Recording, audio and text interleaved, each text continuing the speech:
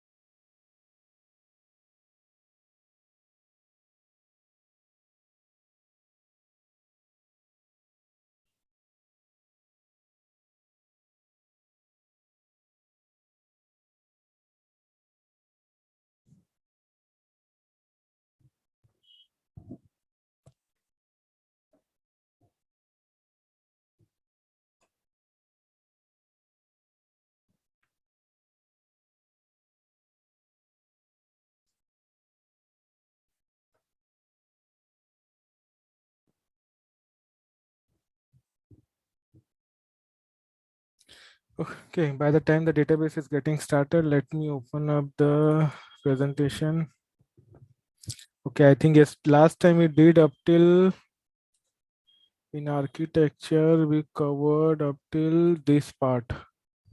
This was the start sequence, single container versus multiple container, single container, main components of the SAP HANA system. And I think we were on this part.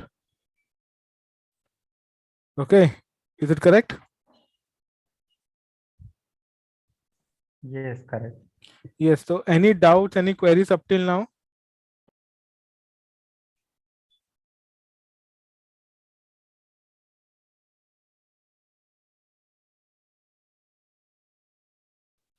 Okay, good, very good. No doubts, no queries.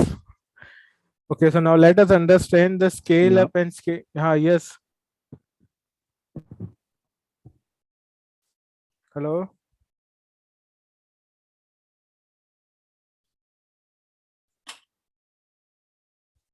Hello. Yes. Is my voice audible? Yes, it's audible. Okay, someone was asking something. Okay, no problem. Let me start. So let us understand what is the scale up and scale out configuration. Okay, so last time I gave you an example that, for example, if you have a HANA system, okay, whether it's a physical server or a VM, whatever it is. So what happens, you will start with something as per your sizing. You will create a VM based on your sizing. Maybe for example, you started with a 512 GB of memory for your production instance. Okay, 512 GB memory and something say like a 48 cores of processor, or maybe like a 36 cores of processor, something like that. So normally actually the calculation for processor calculation goes up like one core per 8 GB.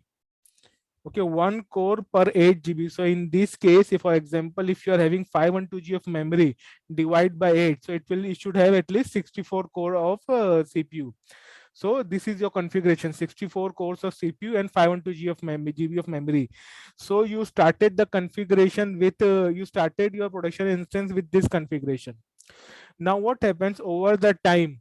In the starting, this system was like too much for your initial requirement, but slowly, maybe after 6 months, maybe after 1 year, slowly you will start facing performance issues on this configuration. The reason that your load has grown over the time. Okay, initially it was like a 64 processors, 64 cores, and 512 GB memory was more than enough. But now you will find that most of the time you are hitting the like bottleneck. Your performance is getting hit. So now what will you do? You will have to increase, or you will have to like upgrade your hardware. Upgrade in the sense you need to add more CPUs and more memory. In case of a physical server, you'll have to get physical processors and physical memory, and you'll have to schedule a downtime. Then you have to shut down the server, then you have to add the physical processor and the memory, and then again start it up. In case of a VM, you have to shut down the VM, only the VM, and you need to increase the VM on the fly from your hypervisor. So this is the no, this is the process of adding CPUs and memories to your system. But there is a limit to it. You cannot keep on going on increasing a processor and memories till the time forever. Okay, there will come a limit where you will hit the roof means now you will not there will come a limit where you won't be able to add any more processors and memory because you have reached the limit. For example, the maximum limit for that VM or for that hardware is supposed at 2 TB. You cannot add memories more than 2 TB. Or maybe for example, the CPU, you cannot add CPUs for more than 128 cores. So you will reach the limit. So now when you reach that limit, you won't be able to upgrade or expand your existing system. Okay, that till that time what you were doing was that you were moving horizontally. Okay, horizontally means whenever you needed CPU and memory, you used to increase it. Okay, you increase. So here in the left hand example over here, you can see over here, whenever you needed that memory and CPU, you added that CPU. For example, here you can see this is your additional CPU and this is the memory. Whenever you needed the additional performance, you added that resources into your existing system. Yes, is my voice clear or it is low? A little bit low compared to other day. Yes, for everyone else also it is same. Yeah, it's same. Somehow Let it me seems to be check. low. Because see, there is no option to increase the volume of the mic. I can increase the volume of my speaker, but for the No, mic, for me it's okay, no issue. I don't okay. know why. Let me bring the mic near. Okay, how is it now? Somehow it's clear now. It's bit Clear louder for than everyone? before. Yeah. Anyone Okay. else? Yes, anyone else having issue in the voice? No. Okay, so here it is. So in the left hand example, you can say till the time you needed more resources, what you used to do, you were adding that resource to your existing configuration. This is called as horizontal. Horizontal means you are moving above, up. You are adding processors and memory, you are moving above. But what happens when you hit the maximum capacity of your VM? Now you cannot add more CPUs and memory to your existing configuration. This is a node 1 and you have already hit the roof, the maximum capacity by which your resources can be added. Now what happens over here? Now in this case, now you cannot move horizontally, you cannot expand horizontally. Horizontally means above, you cannot go above. So what you will do, you will expand this one. Sorry, there's a the little confusion. So before, now you were moving vertically.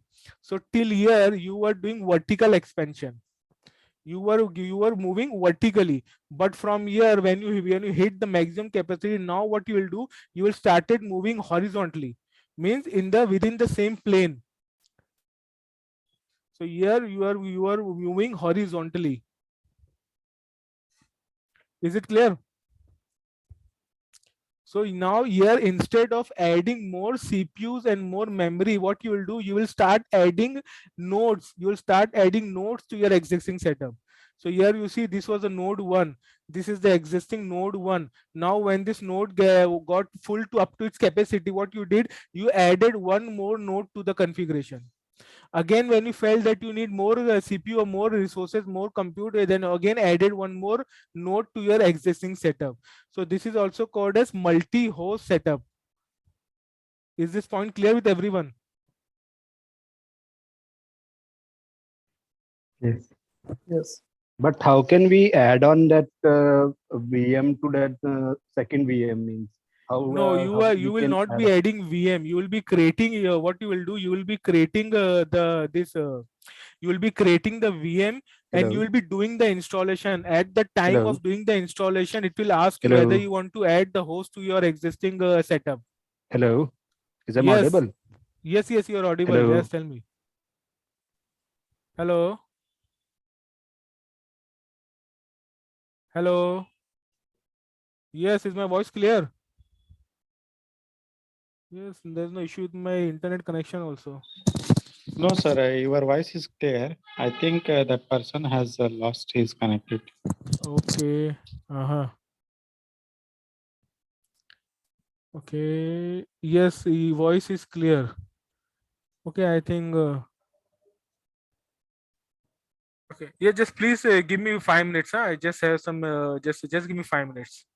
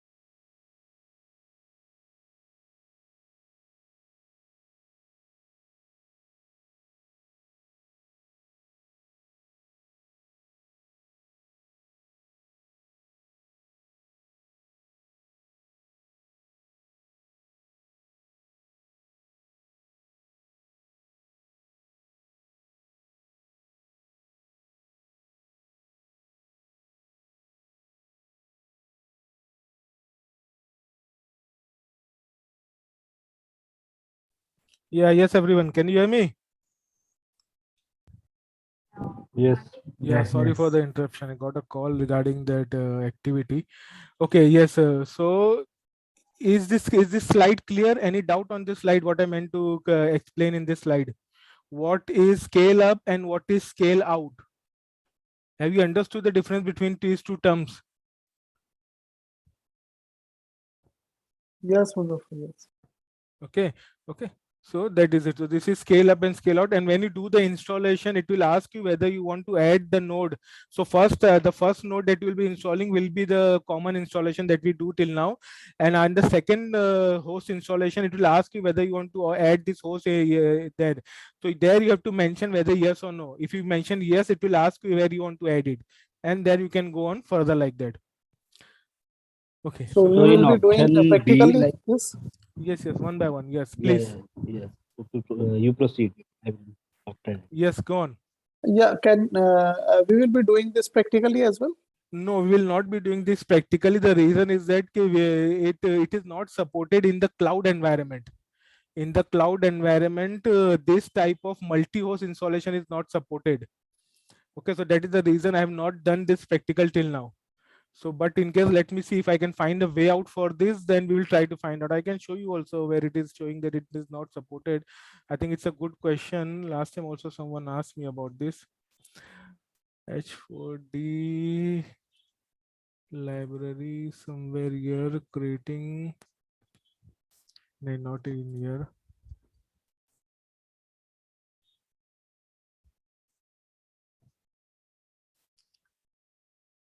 Configuring SAP HANA scale up system replication on HA add-on system HANA replication scale up.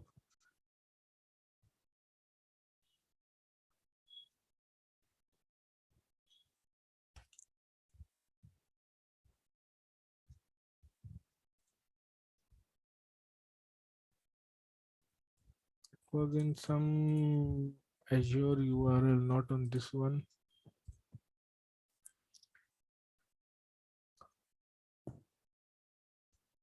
Okay, for on-premise development, you can use either HANA system replication or use shared storage to establish high availability for SAP HANA on Azure virtual machine VMs. HANA system replication on Azure is currently the only supported high availability function. SAP HANA replication consists of one or these changes to the data replica on the secondary. The article is there. Okay, so here you can see on your on-premise, for on-premise development, you can use either HANA system replication or you can use shared storage. Okay, so here in our case for this one, for a scale out configuration, you need a shared storage. If you see over here, the storage over here, the storage in this case, you can see it is shared. It is a common storage for your multiple hosts. So this requires a shared storage, and on this one, our Azure, it is not supported. On Azure, it is the only supported HA solution is your HANA system replication. Okay, is that clear? So that is the reason we cannot see this practically. Okay. Now let us move ahead to the next. Okay, this is your SAP HANA deployment view. Now this is an example of your multi-host environment. So what is over here? If you see, this is your node 1. Okay, this is your node 1, which is also your primary node. Primary node, or you can also call as a master node. So this is your main node. It will consist all of your system database related services, the name server, master index server, and access server. So this is your node 1. Now you will have multiple nodes. In addition to your master node, you will have multiple nodes which are also called as worker nodes. So these are your worker nodes which will only consist of your services for your tenant database. The additional nodes will contain your services for your tenant databases. Okay, is this clear? Your master node will be only one.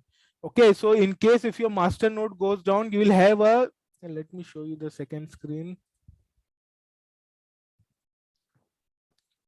Yes, if you see this screen over here, so here in this case, this is your master node. Can you see the host one is your master? It will contain all the services for your system databases. Other systems, other hosts that you have, these are called as a slave hosts. And apart from that, you will also have a host which will be in the standby mode. This host will be in the standby mode. In case if the master host goes down, then the standby host will take over. So the services which run on your master host are the services for your system databases. Okay, the name server and the master index server. So those are your system database related services which run on your master database. So in case if the master database goes down, the stand up node will take over as your master node. The standby will become the master. The slave one will be running as it is, and all of them will be connected to your shared storage. Okay, so till the time your master and host one is up, it will connect to your shared storage. All this will connect. This will connect to your slash shared HANA shared. This will connect to your slash HANA data, and this will connect to your HANA log. Okay, in case if this node goes down, this node goes down, the node 1 goes down, then the secondary node will take over, and once the secondary node take over, it will get access to all the shared data, shared storage as per your master node, which was connected previously to your master node. Is it clear? So we have to install on all the hosts. I can't get you. Come again. So we have to install the DB in Yes, all the yes, hosts. you You have mean to to say? install the DB in all the node, and you have to configure the first server as your master node, and the Mhm. second and the others you have to configure as slave, and one you have to configure as your standby node. So we have to keep that HANA data mount point shared in all the slave also. Yes, yes, this Like all this. mount point, this will be shared. If you see that this below one, see, can you see the name also? It says that it's a shared storage. So this has to Okay. be a shared storage. It has to be shared among all the hosts of your HANA database. So how will the size will be increased if it is shared? It I should be can't get you. only Come must. again. So how will the size will be increased in DB database slash Which HANA slash size? data slash HANA slash data? No, it will be a shared storage. Na? So how will you increase it? It will be only one drive. See, this storage will come from your storage. This disk Okay, will okay. come From from the your SAN storage storage. you are saying. From the SAN Okay, storage, it okay. will be mapped to all the hosts. Okay, so Okay, the so we same are disk will just be, increasing the number of CPU. yes, you are just increasing the number of hosts, not the CPUs. So the main motto is that only, na? We have Yes, to yes. increase them. Okay. To increase your compute resource, your main objective is to increase your compute resource. Okay, okay, sure. Okay, thank you. Okay, so if you're not doing this actual, then please share. So it's already there in the sheet. If you come over here, if you go into this one, H4D, H4P. If you come in the H4P in the library, it is over here, configuring SAP HANA scale up system replication with RHEL add-on. So you can open this link on any your browser, and I think you'll get the details from here. So Muzaffar, the replication is same as multi-host. I can't get you. Can you come again? What? You are saying that the replication. Mm-hmm. So replication is same. Installing multi-host is. No, actually, I'll have to check this. I'm still a little bit confused about this configure because if it's a shared storage, then you don't need replication. Okay, if it's a shared storage, then there is no use of replication. Then what exactly is they talking about? They haven't shared any kind of like a architecture or like a diagram also here, like what replication they are talking about over here. So I'm not sure about this one. I'll let me check, and I'll get back to you. But Okay. here actually there is no replication required. This is just a multi-host installation. The disk, that slash HANA slash data slash shared, all these storages will be shared. It will be common among all the servers. Okay, so this sheet will come to you when we start with that topic. Okay, so let us come to that topic, and you will get that sheet when we cover that topic. Okay, so now let us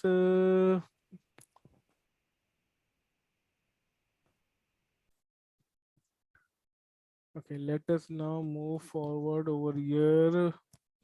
What is the next slide over here? Okay, any platform to any kind of application. Now this is just an introduction about your HANA database.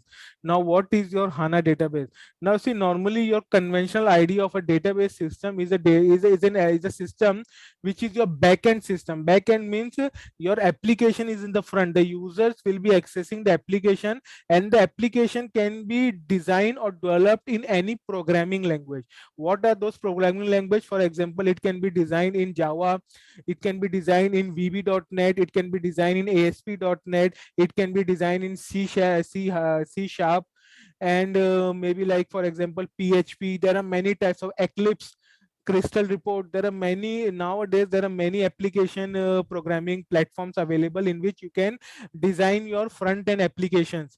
Okay, and what you need to do is that you just need to map your database, a backend system, with your application platform, and you can do the programming on the application, and it will connect to your backend database, and it will fetch all the data from your database, and it will write all the changes on the database.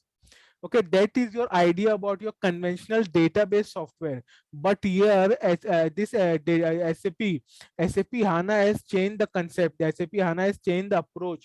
Now what happens, if you see over here, in addition to your database layer, in addition to your database engine, okay, so HANA database is a backend database also, backend system also, where you can store all your data. But in addition to that, it also provides an additional layer for your application server, application platform. That means you can also design your front end applications in your HANA database. You don't need a separate application, you don't need a separate programming platform or programming language to design your front end applications. Okay, is it clear? But one thing is that it is not like that. It provides you all the programming languages in interface or platform. It provides you limited in the sense, means it provides you something called JavaScript and HTML5 interfaces. Only the programming languages which support these interfaces are supported. And also within this SAP UI, user interface, which is the latest user interface for your Fiori application, those that SAP UI is also supported for your front end programming within your HANA database. So in your HANA database, you have two layers. One is your application server, and also is your database layer, database server. So within your application layer, it is executed under this name, XSA, extended services for applications. Okay, so access engine, if you have heard about the HANA access engine, this engine is required for this purpose, for running your application platforms on your HANA database. Is this clear?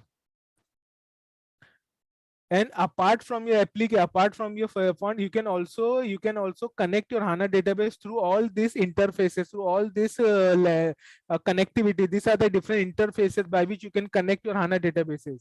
Okay, this interface, your client application, you can have a client application. A classic example is your SAP GUI. SAP GUI is your client application which you uses to connect to your HANA database. Similarly, you can also write your own application so that you can connect to your HANA database. For example, your HANA Studio. HANA Studio is an example of your HANA application. HANA Studio is a classic example of your this again an application which is designed in Eclipse programming language.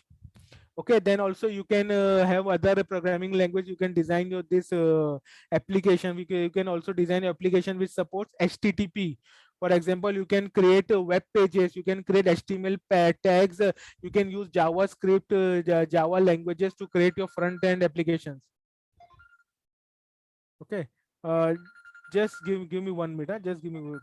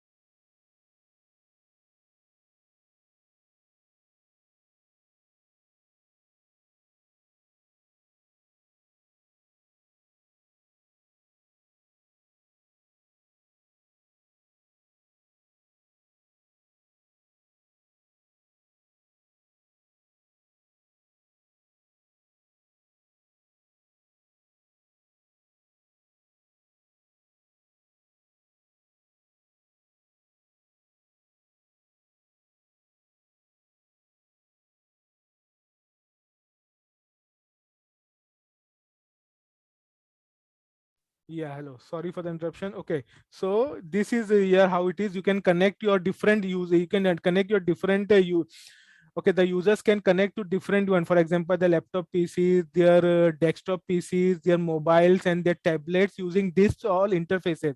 These are the different interfaces which are supported by your HANA database. HANA database. There's also something called as open data, O data interface, HTTP, XMLA, and MDX. There it is. So these are the interface which are supported for exchanging information data with your HANA database. Is this part clear with everyone?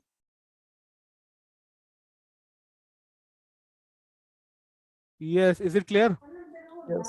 No, what is XMLA? XMLA, I don't know the full form. Let me check the full form. Good. I think it is extended markup language, something XMLA. It's a kind of your language. Okay, it's a SOAP based XML protocol. XML is your extended markup language, and XMLA is your SOAP based. SOAP is a new type of form of, you can say, programming language for your internet based applications. Okay, so it is a form of, you can say, a programming platform for your SOAP based XML protocol. It's a kind of protocol like similar you have for your HTML. So you have HTML, then the upgraded version came as XML. Now this is something XMLA. XML for analysis. This is XML for analysis. Okay. Now if you look at the down part, at the bottom part of the screen, now this is something newer to you. Now these are the different external systems. What external system means? The databases other than HANA database, the databases which are, or you can say, external DBMS system, the database management systems. Okay, which is supported by HANA database as a source or a target system. So it means you can extract data, you can source data from this many different kind of database sources. What are the sources? For example, structured data. The structured data means any RDBMS application. RDBMS data means relational database management system. And structured data means any data which is distributed in tables, that is column, rows and columns, is called as structured data. So any application, any database which is supported, which supports a structured data, then it is supported your HANA database. Second comes your social networking.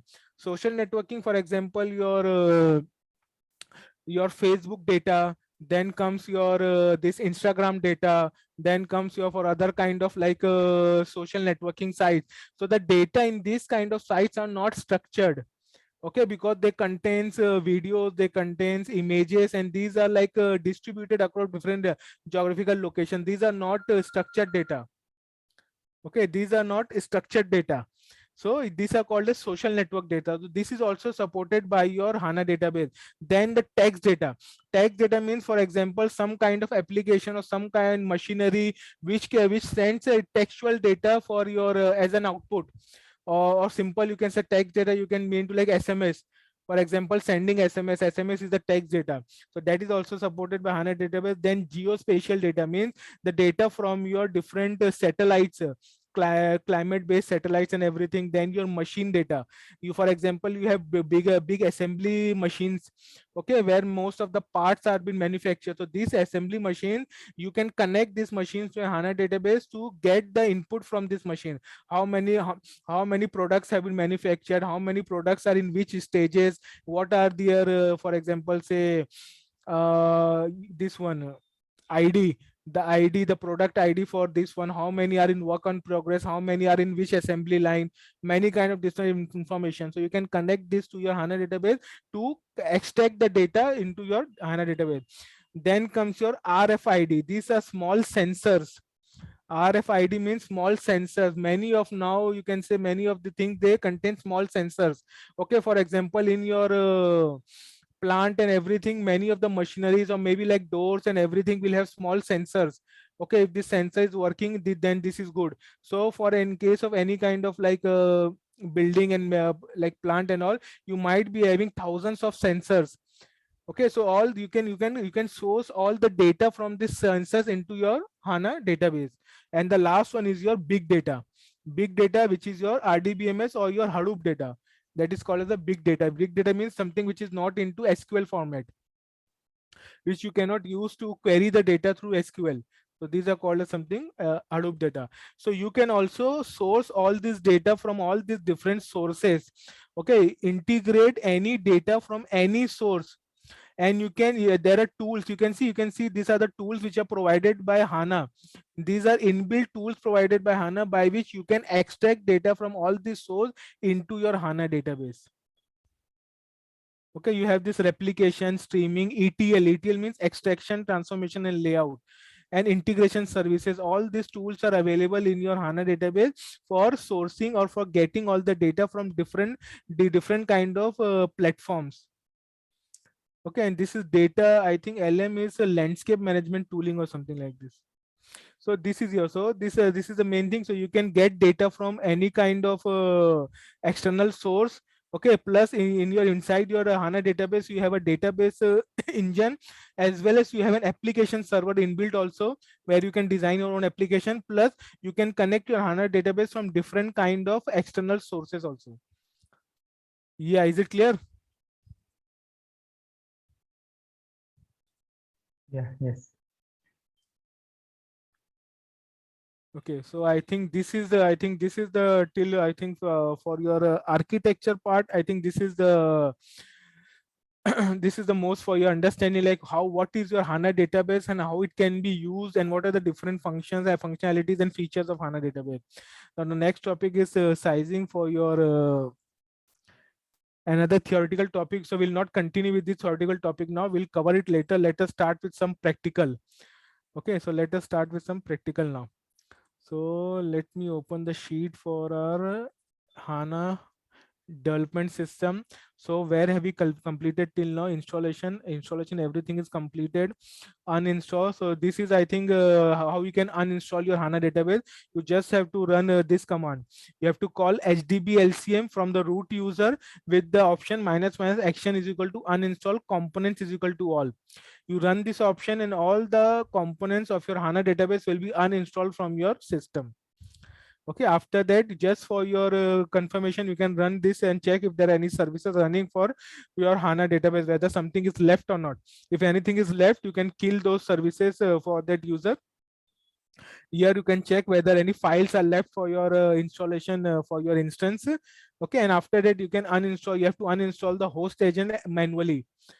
Okay, after uninstalling the host agent manually, you have to delete the user and the group for that SAP host agent manually. Okay, I hope this is clear. Now let us start with the DB connection. How can you connect to your DB? Okay, now we have installed the HANA database. We have already installed the HANA database. Now what are the different ways by which you can connect to your HANA database? So actually there are two ways. One is your GUI. One is through GUI, graphical user interface, that you can connect to your HANA database. That is through using your HANA Studio. So last time at the time of installation,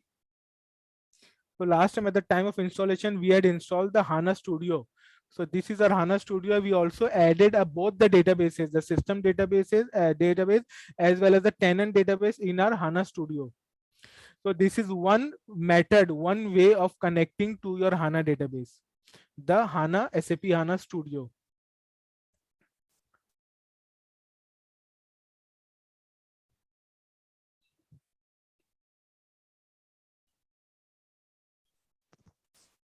Sir, I have one doubt. Yes, go on. When you come into multiple host system, do we Mhm. need to install for OS as well as HANA for these systems? See, multi-host means the host will be multiple, na? Yes. So if you don't have operating system, if you don't have a separate host, separate, you can say separate physical machine or a separate VM. So how will you do the installation for HANA? How will you have multiple host installation? You cannot install the say on the same host or the same server multiple times. Okay, will it make any sense? No. So it will only make sense if you have multiple, you can say multiple VMs or multiple physical servers, multiple systems. So if you have multiple systems, then you should have multiple operating systems. So then how it will be, the mount points will be created for share for all these. 1 minute, I can't get your point. What? Come again? No, there will be mount points will be shared, no? That Yes, the drives. mount point will be shared. Yes. So then how it will be? How Because of how it different will be what? operating. No, because of the different operating system, no. So how we need No, no, to? the operating system has to be same. Okay. Okay, you will have, you need to have you need to have the same operating system. Maybe I think if you are using SUSE Linux 15 SP3 on the you can the master server, then you need to use the same relay or the same flavor or the same this version of this Linux on all the operating systems. Okay. Okay. Yes. Okay, so this is our HANA Studio. Here I've added my system database and this is my tenant database. So here from here I can connect, I can double click on it and it will connect to my system database. This is the overview of my system. So most of the parts, if you see from here and also on double click on this one, the tenant database, most of the options on both of this screen will be common. Okay, most of the options on both of this screen will be common. Only thing, if you go in the landscape, okay, if you go on the services, this screen will differ over here. Many of the sub screens will differ. If you see the services over here, you will have some additional services in your tenant database. Okay, you will have some additional service. For example, here you don't have the access engine. Here you have the access engine service. Then for example, this index server, you will not be having the index server over here, only the name server.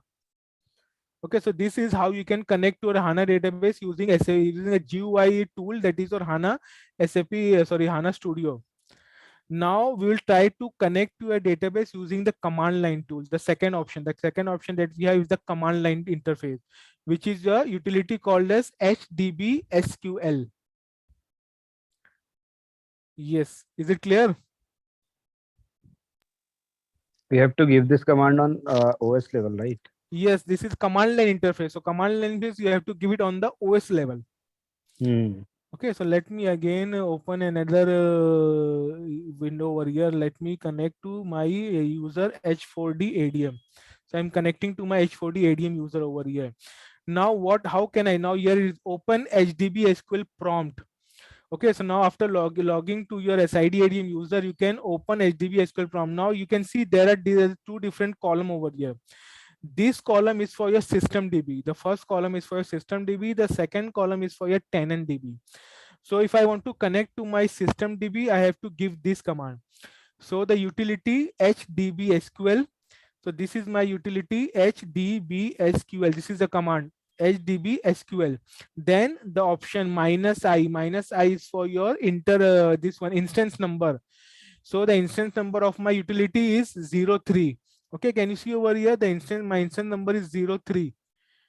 The instance number of my HANA database is 03. So I'll be giving the instance number as 03. Okay, instance number 03. Then which user? So I'm going to connect with my system user, SYS system user. The password of that user. So the password of my user will be the password which I gave at the time of the installation. And the last one, the database that I want to connect to.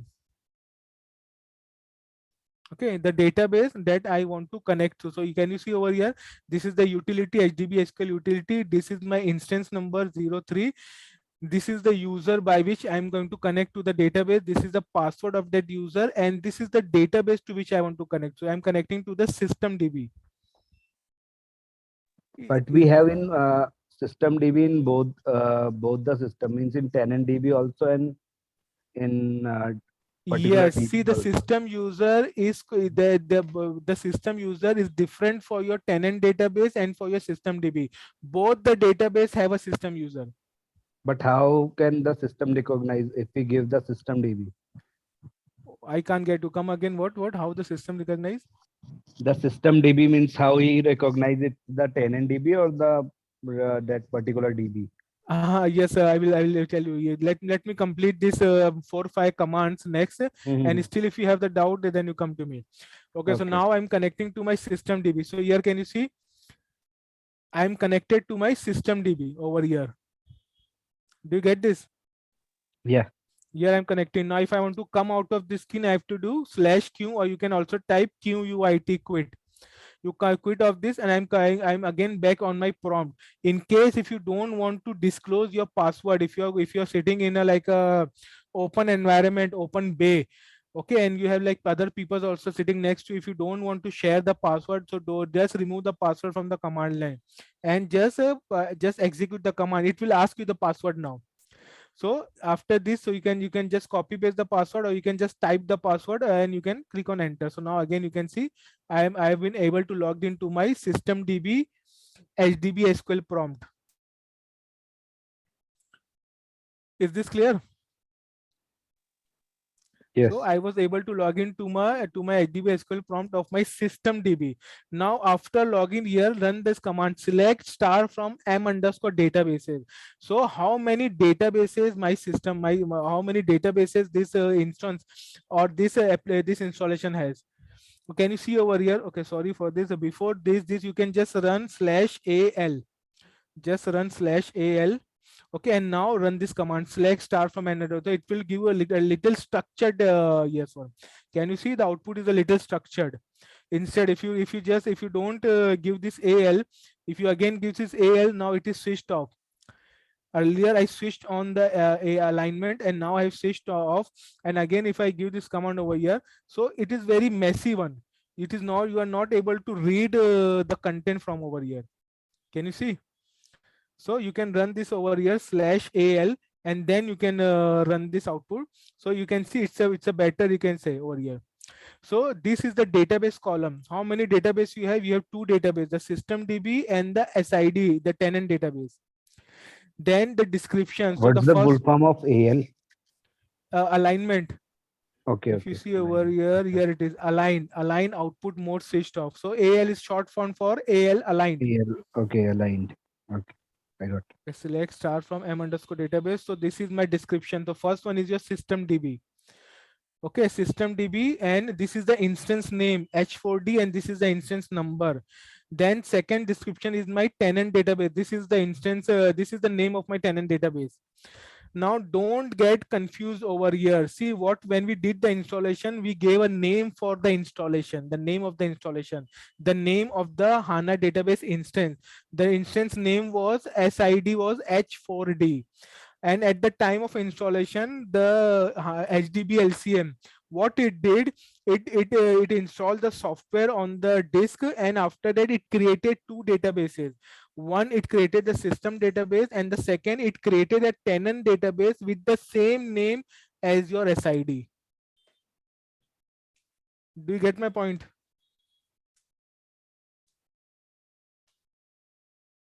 Yes, everyone. Can we Can make you it please repeat? different, like tenant DB SID and first that system Come DB again. and tenant Come again. What? system DB and tenant DB SID? Yes, It's yes. always same, or can we make it different? See, the system DB will be always same, no change in that. Now this tenant DB, see, this is the name of the instance. Now this is, if you remember at the time of installation, when we did the installation, it asked you for this SID. Okay, it asks you for the SID, enter SAP HANA system ID. So here you mention the SID of your HANA database. This is the SID of your HANA instance.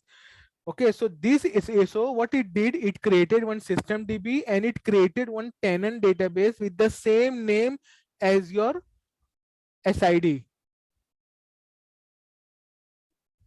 So that first system DB and first tenant DB SID will be same always.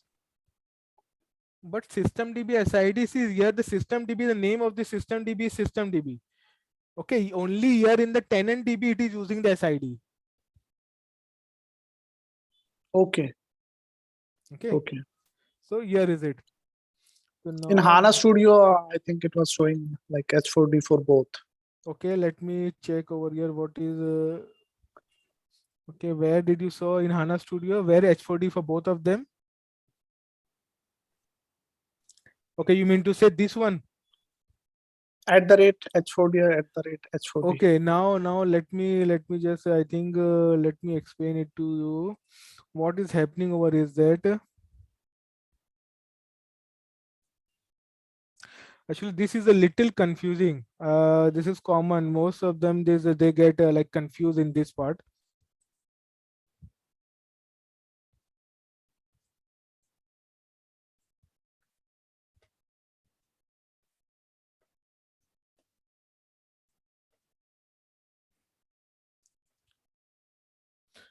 Now what happened at the time of installation, when you did the installation? Okay, when you did the installation,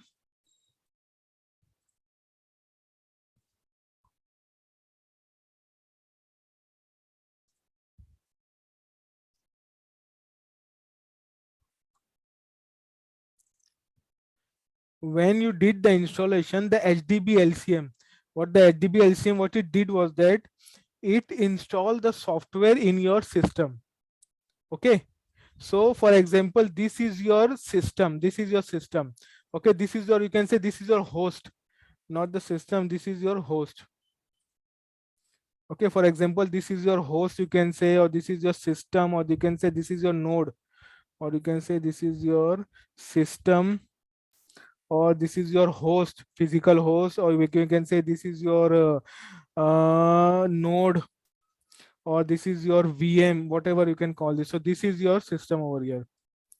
Okay, inside this node, what you are doing is that you are doing an installation. You are doing the installation of your HANA database. Okay, now when you did the installation of your HANA database, what the HDB LCM did, it created an instance on your node. It created an instance. Is this clear? Yes. Okay, so now what you did, we ask you for the name of this instance. What name do you want to give to this instance? So what you gave the name for this instance, you gave it as something, you can say H4D. This is the name that you gave for this instance. HANA for something like this. You gave the name for this instance over here. Okay, so this is the instance name. So overall, this is the instance name. Now within this instance, inside this instance, what you can do is that you can create multiple databases. Inside the instance, you can create multiple databases. For example, this is one database. The first database will always be your system DB. Okay, this is your system DB. Now after that, you can create multiple tenant databases. Okay, you can create multiple tenant database. Tenant DB1, you can create multiple tenant databases.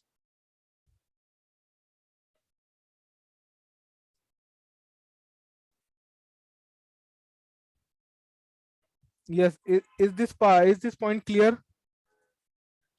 This is your instance. I'm confused. Like S4D, if the tenant DB will be inside S4D, then in that case, if see, S4D for the down, time being, just take the name, just remove the tenant DB out of your mind. Okay, don't go with the tenant DB right now. Okay, do you get my point? So just understand that this is your instance. Okay, this is your instance.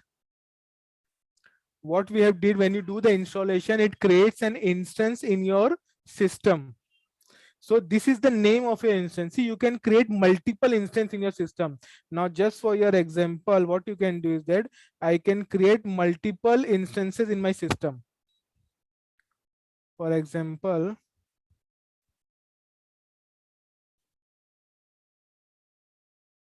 in this example,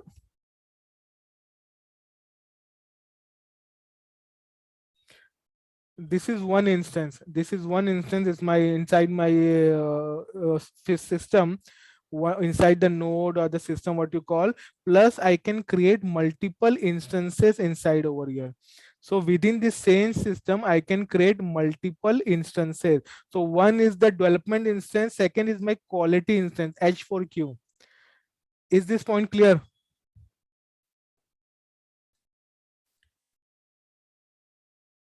Yes, sir. so tenant DB will be inside the instance. Yes, your tenant DB is inside the instance. Your tenant DB is inside the instance. But tenant DB SID will be different for all the tenant, right? Yes, let me come to that point also. Okay, this is your second instance. This instance is your H4Q, the quality instance. This instance is your H4D, the development instance. We are still not going inside your instance. We are just on the instance level. Yes, still on the instance level. We are not going inside the instance. So this is my development instance. This is my quality instance. Similarly, I can have another instance. For example, I can have a production instance also over here. I can have a multiple instance. I can install multiple instance inside the same host. Okay, inside the same node, inside the same system, I can install multiple instances. Is this clear? So that first TNDB in H4D, Yes. that could be also H4Q, and then second one See, H4P. now inside, this is my instance, this is my development instance H4D, this is my quality instance, just for naming sake, huh? And this is my another instance H4P. Now here I have a system DB which is now here inside my tenant DB. Now I can have multiple, the name of my tenant DB, I can give the name anything that I want. Okay, for example, the name of my tenant DB1 in H4D, I will be giving something here as Mumbai. Okay, is it clear? For example, for this one too. Okay, for here I will give it something as, for example, or just a very simple, don't get confused with this one. For example, I create one instance by the name as IND India. I create another instance here by the name as USA. Okay, and here I create another instance by the name as, say, you can say Japan. Okay, so I have three instances in my same system. So in the same systems, I have three instances. So one instance is India, one instance is USA, and the third instance is Japan, JP. This is the name of that instance, JP USA IND. Inside here, I have tenant DB1, which is by the name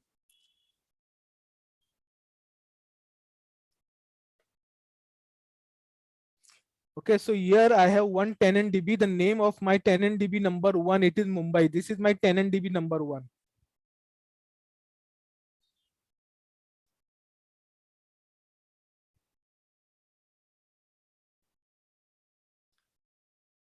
Okay, so this is tenant. Now this comes a second. Now here Mumbai, then this will be something Delhi. Okay, this is my tenant DB2. I have named it as Delhi. This is my tenant DB3. I have named it as, say, Chennai. Okay, these are the three tenant DB of my IND instance. These are the three tenant DBs of my IND instance. Now for USA, for the USA, I can give something as, say, like New York. This is the name of my tenant DB. Tenant DB one of my USA instance. Okay, then here it will be something called as Chicago, Illinois, any name of the city. Okay, Las Vegas. Okay, so this is another instance name over here. Okay, now for the third one over here, I can give it something like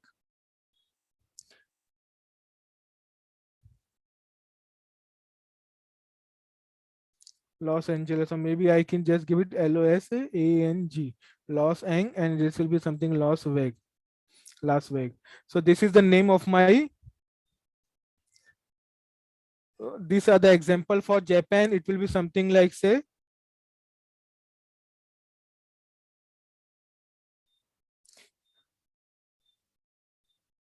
Tokyo. Then you can have something called like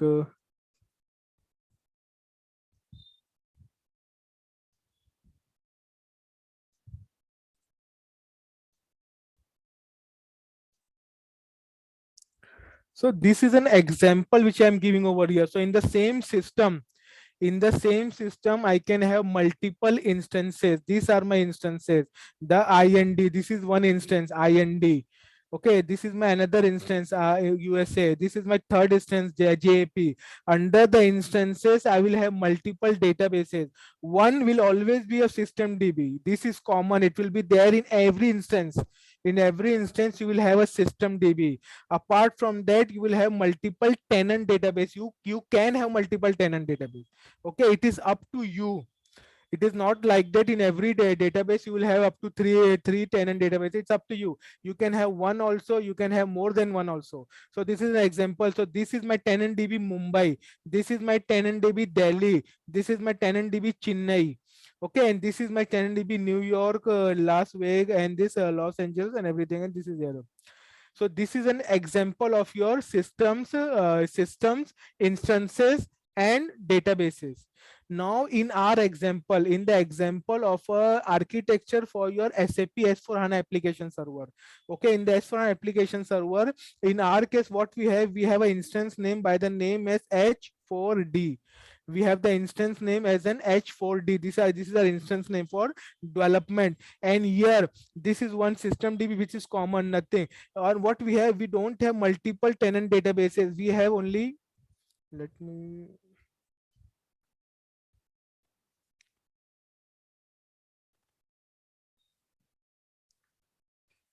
okay, so here we have, for example, here we have H4D. We have an H4D instance over here. Inside the instance, we won't be having multiple tenant database.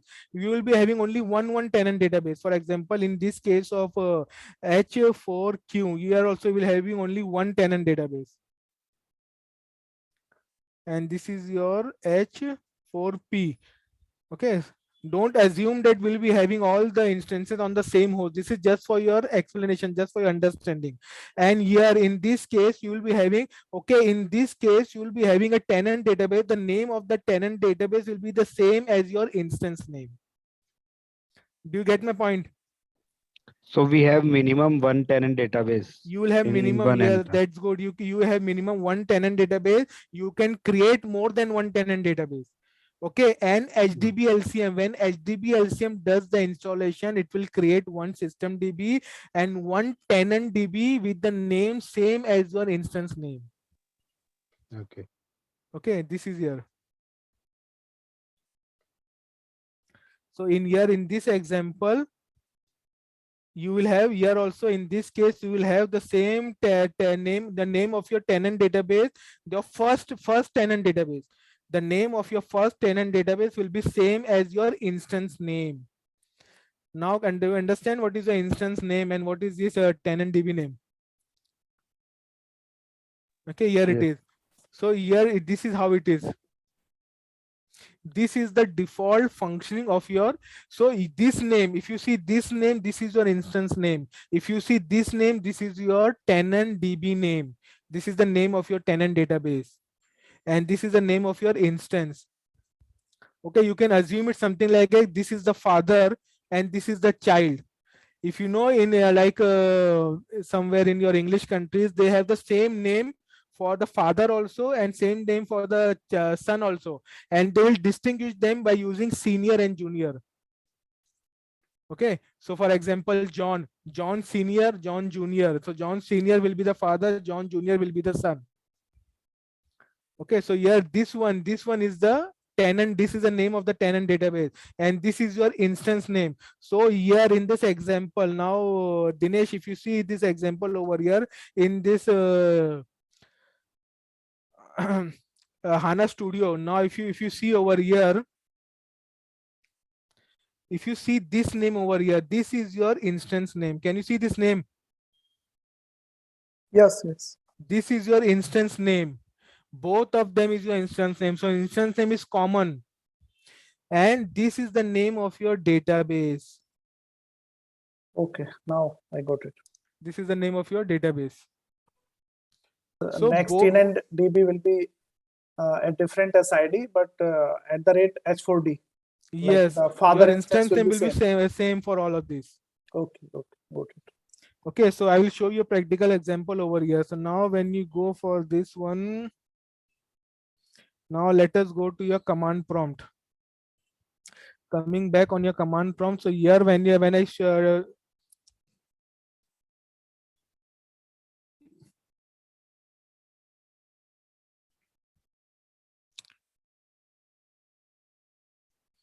okay, select start from m underscore databases. So how many databases you have?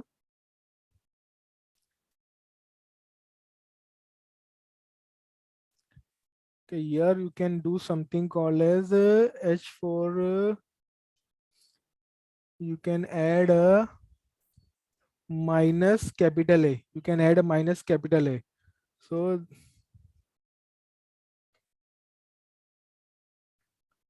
okay, if you add a minus capital A, so every time you don't have to run your slash AL. You can directly provide this option for aligned output. Now, if you want to check this output, now if I see the output, see it is already aligned. I don't have to switch on the switch slash AL. Okay, if you provide the switch directly in the command line, the output will be aligned. So here it is. Now, if you see the how many databases are there in my system, so I have two databases. One is my system DB and this is my tenant DB. The name same as my instance name. Okay. So if you see over here, this is my instance name. This is my system DB and this is my instance name and this is my instance number. Again, this is my tenant database with the same instance name and the SI instance number. Now, second command, select database name from m underscore database. What is the database name? My current database name. If you see my current database name, it is system DB. My current database name is system DB. Okay, now if you see, select system underscore ID. System underscore ID from m underscore database. Execute. Can you see what is my system ID? It is H4D. My system ID is H4D and my database name is systemdb. Now let me open a similar. Let me open another session su minus H4D ADM. Okay, so now here if you see, now you see this is my command to run connect to my tenant database. Okay, this is the command to connect to your tenant database HDB SQL -i03 minus user minus p password. Now, when you want to connect to your tenant database, you don't have to define your minus this one minus D option. Okay, if you don't define the minus D option, it will directly connect to your default tenant database. Okay, your the tenant database which is already which is created at the time of installation. So if you see over here, if I give this command, see it is directly connected to my SID database, that is to my tenant database. If I don't provide the minus D option, it directly connects to my tenant database. If I want to connect to my system DB, I have to provide the minus D option to connect to my system DB. In case multiple tenant database, then we need to add. In case if you have multiple tenants, if I create another tenant database now, then I'll have to define the tenant database with the minus D option. Okay. Okay, so here I have connected to my tenant database. Here, if I run the same query, select star from m underscore database, it will be the same output. Okay, sorry. Here you can only see your own name over here. You cannot see the system DB. See, system DB is the master database. Here you can see the information of all the databases which are there in the system. From system DB, you can see all the information of the database which are there in the system. But from the individual tenant database, you can only see the information about your own self, not of other databases. Okay, can you see the security level over here? Okay. Okay, yeah, okay. Is it clear? Yes. Okay, so on the tenant database level, I cannot see the information of other databases. I can only see the information of my own the database in which I have logged in. So this is select start. Let me check the database name from m underscore database. Now, can you see the output, the name of the database? If I executed the same command over here, if I executed the same command in this system, it is giving the name as systemdb. But here in the tenant database, it is giving the name as SID. The name of the database, here it is systemdb, here it is H4D. And if I execute the command system ID, I'm executing the command system ID here in my tenant database. So in the tenant database, it is showing as H4D. Now let me check it in my system DB. In the system DB also, it is showing the same system ID. It is showing the same output in both the databases. It means the system ID is common. The system ID is the system ID or the name of your instance, which is common to both the database, system DB and your tenant database. Yes, is this point clear? Yes. Okay, if now if you want to exit, if you want to come out of the prompt, you just have to type /q. You can, as you can type /q, or you can type quit also. Okay, you can type /q or you can type quit. Here it is. So this is how you can connect and execute command in your HDB SQL prompt. Okay, HDB. Now how to execute the command from the command line? For example, if I want to execute some command from within a script, if I want to execute a command from a script, then I cannot run this command in the script, because if you give me the prompt, then who will be there to give the command inside the prompt? So you cannot use this command line, this command in the script. So in the script, you have to give the command something like this. Okay, so you have to give your command HDB SQL command, and then you have to give the, you have to add your SQL query to your command. You have to just add. See, can you select database underscore name from, so directly from your command line, you have to execute this query. Okay, directly from your command line, you have to execute this query. Can you see? You can see the output over here. Now, if I give the same query from here, system DB. Okay, not this. I have to execute this command on the second node. Okay, can you see? This is the output for my system DB. This is the output for my tenant DB. Okay, you can press Q and you can come out over here. If you press Q, see, you are not again placed inside the HDB SQL prompt. You directly came on your Linux prompt, the shell. You directly came back to your Linux shell. You didn't went into your, this is your HDB SQL prompt. Okay, you didn't went inside the SQL prompt. You directly came back to your, you executed the command from your Linux shell and you came back to your Linux shell. This is the command that you executed. HDB SQL minus I, this is your command till here, and you have added this query. You just added the query in front of your command in single quotes or double quote. Anything you can put, single quote or double quote. If you execute this command, you'll get the output on the screen itself. Is this point clear of executing queries directly from your command line? Yes. Now, how can we execute a script? How can you execute a script now? If now here, this is the same command. Select database underscore name from m underscore database. Now I'm not going to execute it from this command. What I'm going to do, I am putting the output in one file /tmp query01.sql. So right now there is no file over here.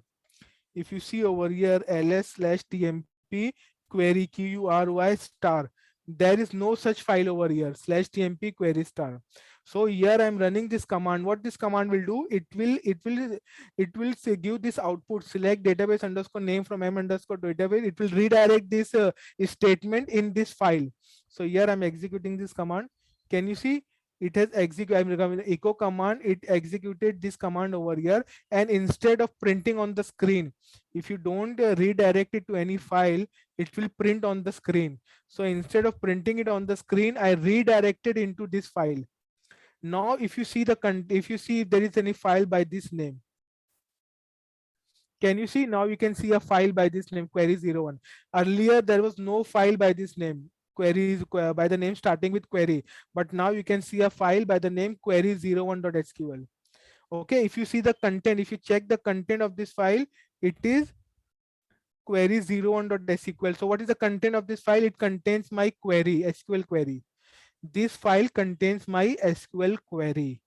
So now if I want to execute, this file from my command line. So how I can execute? I can call the HDB SQL command. Now instead of providing, instead of giving the query, providing the query to the command line, what I will do, I will provide the file. I will provide this path of this file with the -I option. I will provide this option over here to directly to the SQL command. Can you see the output? Here, instead of providing, see, previously what I did, I added the SQL query command. See here, I have added this SQL. I'm providing the SQL query command to my HDB SQL command line.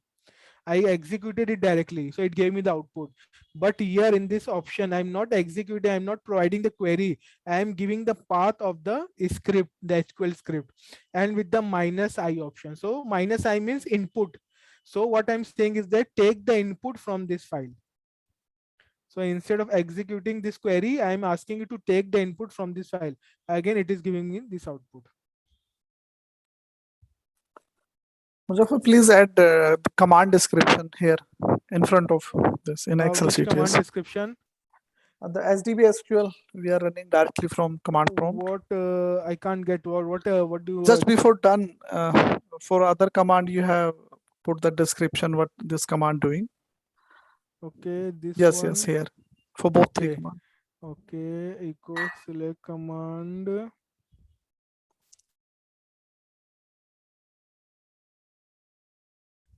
Create a SQL script. Create an SQL script with a query. Create a script with a query. Create a SQL script. Upper one as well, please. Yes. Okay, this one I think execute Directly from command prompt. execute SQL query from shell. Okay, you can directly execute SQL query from directly from the shell. Thank you. Directly from shell, or better, I think it is confusing, without entering HDB SQL prompt. Is this clear? Execute SQL query without entering HDB SQL prompt. Yes, yes, thank you.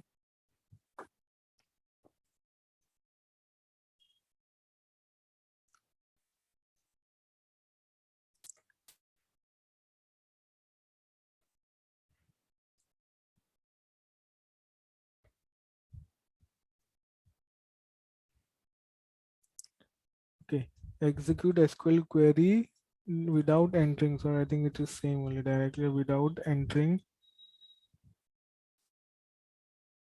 Directly without entering SQL prompt. Okay, then here it is. Create a script, create a SQL script with a SQL query.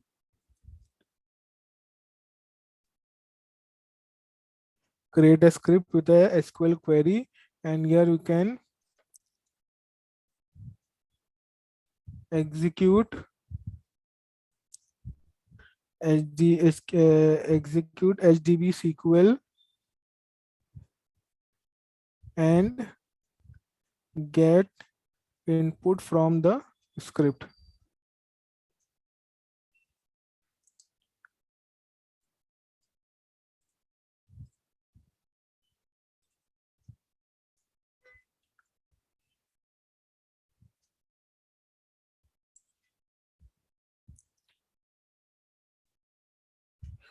Okay, is it clear? Yes. We need to save the SQL query in .sql file, right? Nothing. It is not like that. This is just for your understanding. Okay, for example, over here, I can yes, I think a very good question over here. So that doesn't create a file. Create a file with a SQL query. So instead of the just, it is not a prerequisite. It's not a requisite that you need to create an SQL query only. Okay. So now let me. Okay, so now I already have a file over here by this name /tmp query01.sql. Okay, I'm redirecting the output to another file, that is query01. No extension. ls/tmp query star. Okay, so I have two files over here, query1 and query1.sql. So cat/tmp query1. So this is the output from query1 and this is output from SQL. Is it clear? Yeah, it's clear now. Okay, so you don't need to have something for your, like, say, you need to create a script file. Okay, create a file with a SQL query, execute HDB SQL and get input from the file. If you want to save any SQL query and then just want to execute that file, so is there any extension, or it's just .sh we can do in that? Come again, what? If we want to save any file in for the Mhm. SQL query, so is Mhm. there any extension for that? See, We can, Linux system is not based on extension. Okay, like, now if we for are creating any script, so we can just save it as file name .sh, yes, if you like that. create a script, for example, there are two files over here, .sql file, and you have a this file also. Now, if you open this file in VI, if I open this file, see it's a common file. Okay, now Hmm. maybe if I open the .sql file, so here I'm It's the not same doing thing. anything, because normally in other thing it will get something called as, you can say, some coloring differentiate. You can see there are some coloring over here to differentiate. For example, if I create cp this file from tmp query to tmp query.sh, if I create this file in sh, if I open this file with a sh extension. Hmm. Mm. Okay, if I'm opening the file with sh, so can you see this select is now given in yellow color? Yeah. So it is trying to identify the commands over here. So that is, you can color differentiation, color distinguishing. Okay, so now over here, so we have created a file called as this. Now if I try to get this input from here, so instead of this, I will, okay, so now here I will read the I will execute HDB SQL and read input from the file. So now I'm going to execute this and I'll be reading input from this file. Slash tmp, no such file or directory. ls slash tmp query 01, sorry, move slash tmp query 012 slash tmp query 1. Now let me execute this command. Can you see the output over here? If there is no extension also, you can get the output. So it is not dependent on any extension. Hmm. Like,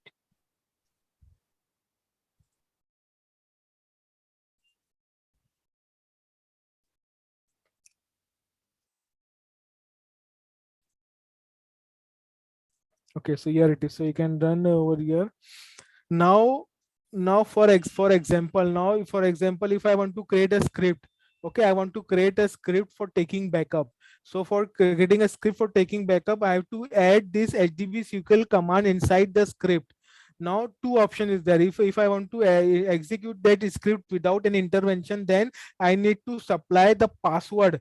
I need to enter the command with the password inside the script. If I provide this password inside the script, then anybody can open this script, can open this file, and they can know the password for this system user. Okay, whether it is for the system DB or for any tenant DB.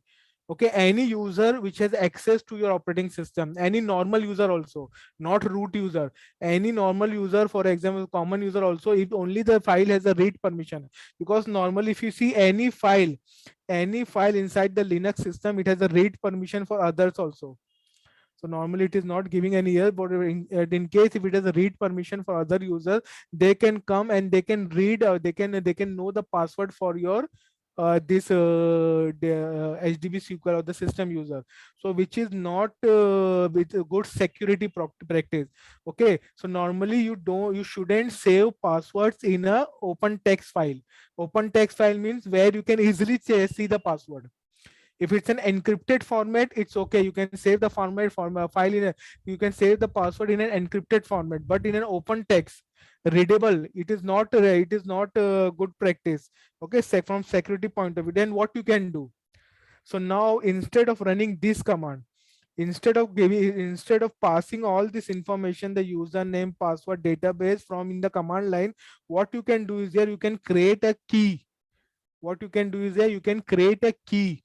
You can use the command hdb user store to create a key. So here I am creating a key by the name of mksys. The name of that key is Just a moment, sorry. Okay, so the name of the key is my key. My key, and sys means for system DB.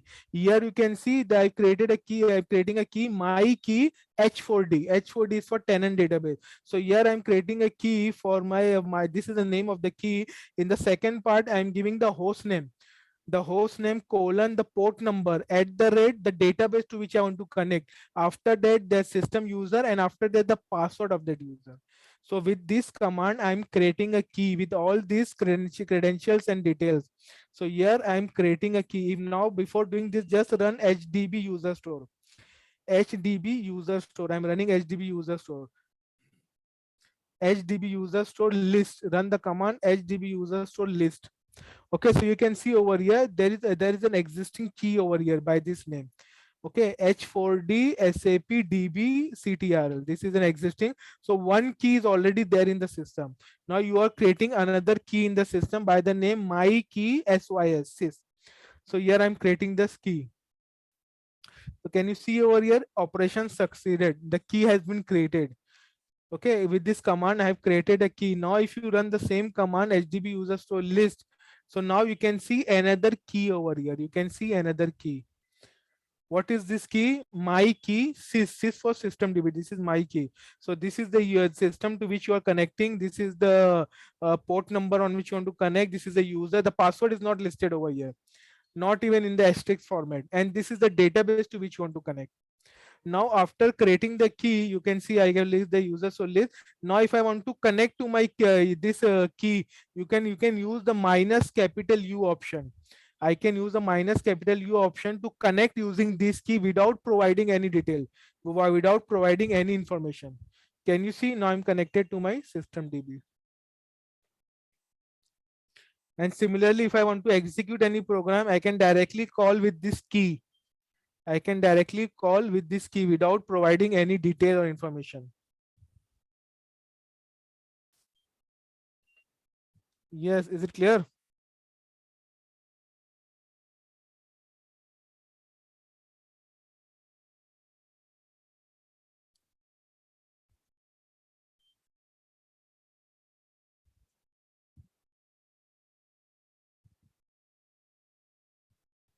So now the Yes.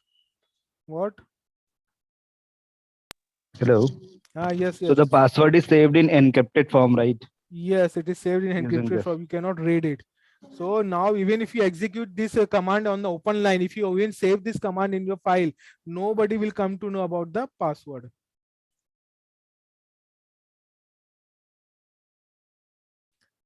Okay, here is this command. I think the users to manage to I'm using this. I can just is equal to this one at the rate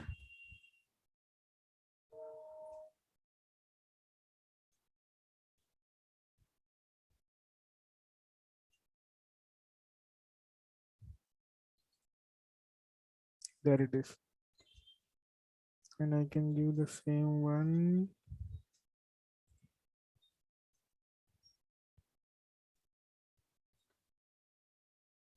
Select database underscore environment underscore select database underscore environment underscore database. Here also I'll give the same command. Yes, is it clear? Any doubts and queries till now? How to connect to your database and execute queries from your HDB SQL prompt? Yes.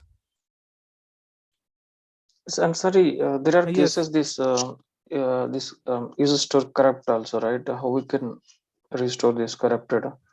Okay, see, normally if you, I'm not sure if you can restore it or not, but if you want to take a backup, see now here in this, you go into your run the CD command, you can go in the home directory ls-a. This is the home directory of my user. Which user? The SID ADM user. If you go in the home directory of the SID user ls-a, so here you can see a directory called as .hdb. Can you see the directory .hdb? If you go inside this directory .hdb, inside this directory you can see a directory by the name of your host name. go inside this host name, and here you can see these are your files for your HDB user store. How can you identify these are the file? If you run the user this command HDB user store list, if you run the command HDB user store list over here, can you see the information, this information, the data file and the key file? Yeah. So this is your data file. This is your home directory. This is the home directory. This is the .hdb directory, and this is the system name directory. And inside this is the data file, and this is your key file. If you take a backup of this file, I think you will have the backup of your HDB user store, all the keys of your user store. Do you get my point? Now Yeah. it's a very good you have reminded for this. So let's do a practical. Let me check ll -h. No, this question is frequently asking in interviews, and we are Okay, seeing this so issue in let real time also. let us do this. Now what I'm doing over here, I am taking a backup over here. So I'm taking ll -h. Okay, now cp -pa or cp -ap hdb dev to hdb dev dot back. So I am backing up my file. So I backed up ls hdb dev 1 star. Okay, so I backed up this file over here. Now what I'm doing over here is that I'm running HDB user store, HDB user store list. Can you see? Now what I will do, I will run HDB user store delete, and I will delete my key sys. Okay, operation succeeded. Now if I run HDB user store list, can you see that the key has been deleted? Yeah. Can you see? Now what I will do, what I'm doing over here, I will doing a cp hdb dev dot back. I am restoring all these files from this directory into the current directory. Okay. Mhm. Okay, cp -v. Let me -v. Let me go in the verbose mode. Okay, can you see all these files have been overwritten? Now if I run now here, if you see this my key sys has been deleted from here. Only the key HDB SAP control is over here. Now if I run HDB user store list, can you see? Yeah. Okay, so these are the two files. If you take a backup of these two files, your keys will be backed up. Okay. Okay, so now let us take a break of the 15 minutes, and we will again connect us continue at 9 o'clock. Is it clear? Is it good? Fine. Yes, everyone. Okay. Yes.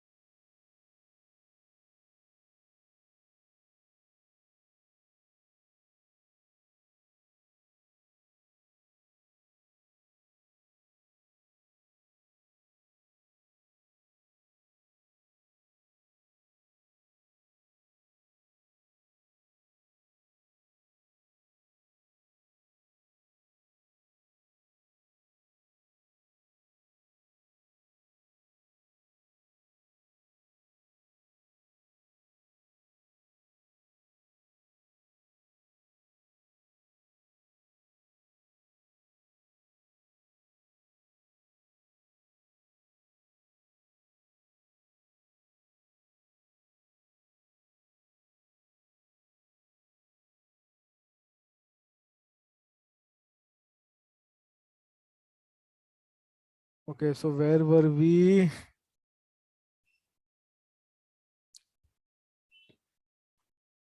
So DB connection, this part has been completed. Now let us move to the DB configuration. What do you do in your DB configuration? We can configure different things over here. So let us go to database license. Now how to set the license for your database? Okay, so till now you might have been working on different databases. You have worked on Oracle database, maybe MS SQL database, and then for example, say Sybase database, MaxDB.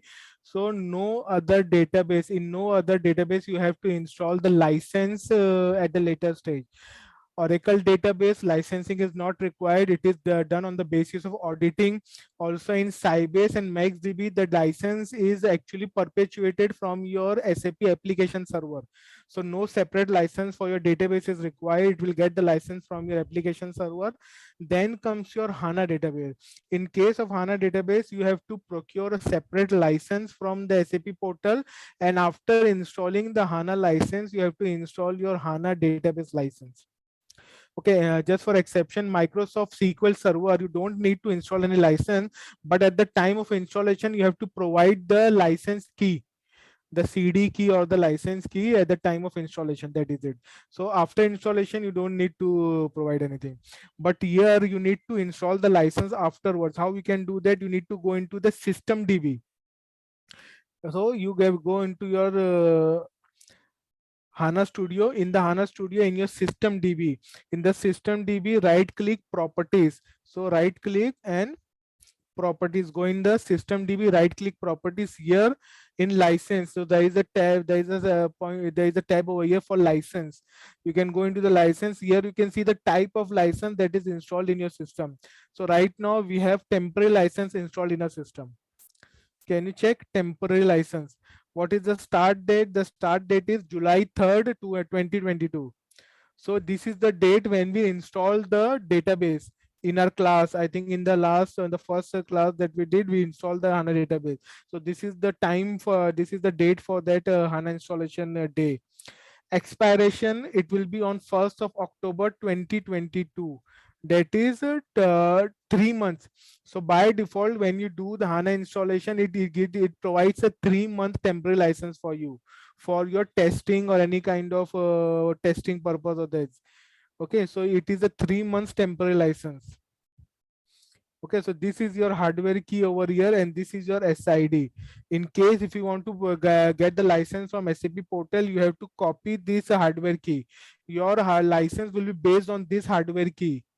Okay, if this hardware key changes, if you make any configuration changes in your system, if you change the host name, if you change the domain, if you change any other configuration, the hardware key will get changed. Once it gets changed, and again you have to get the license for that hardware key, because your license is based on your hardware key.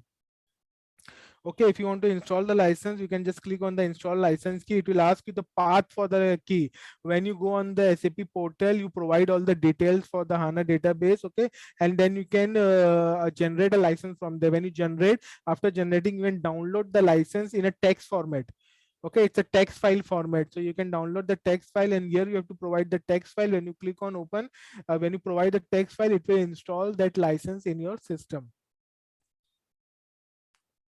Is it clear? And these are the details for all your license. So here right now we have, what we have installed is a valid license. It's a valid license, but it is not a permanent license. Okay, the product limit, this is the limit of this product, product description and all this. Yes, any query till here?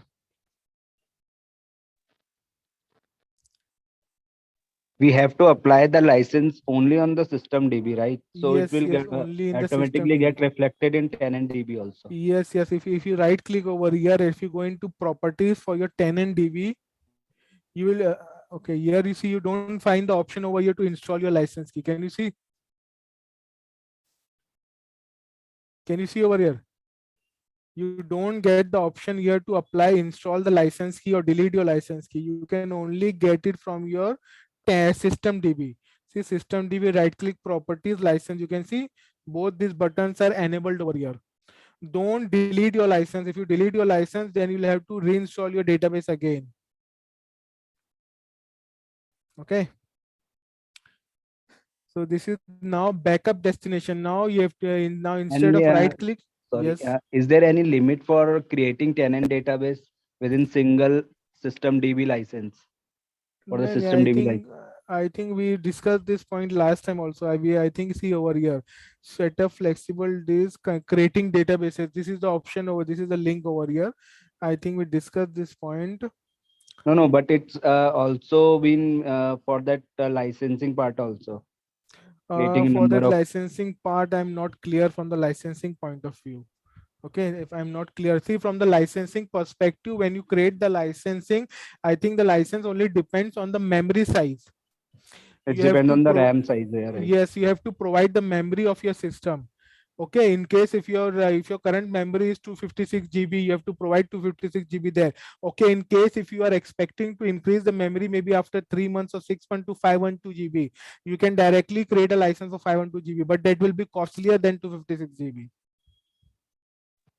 Okay. Yeah, right. Okay.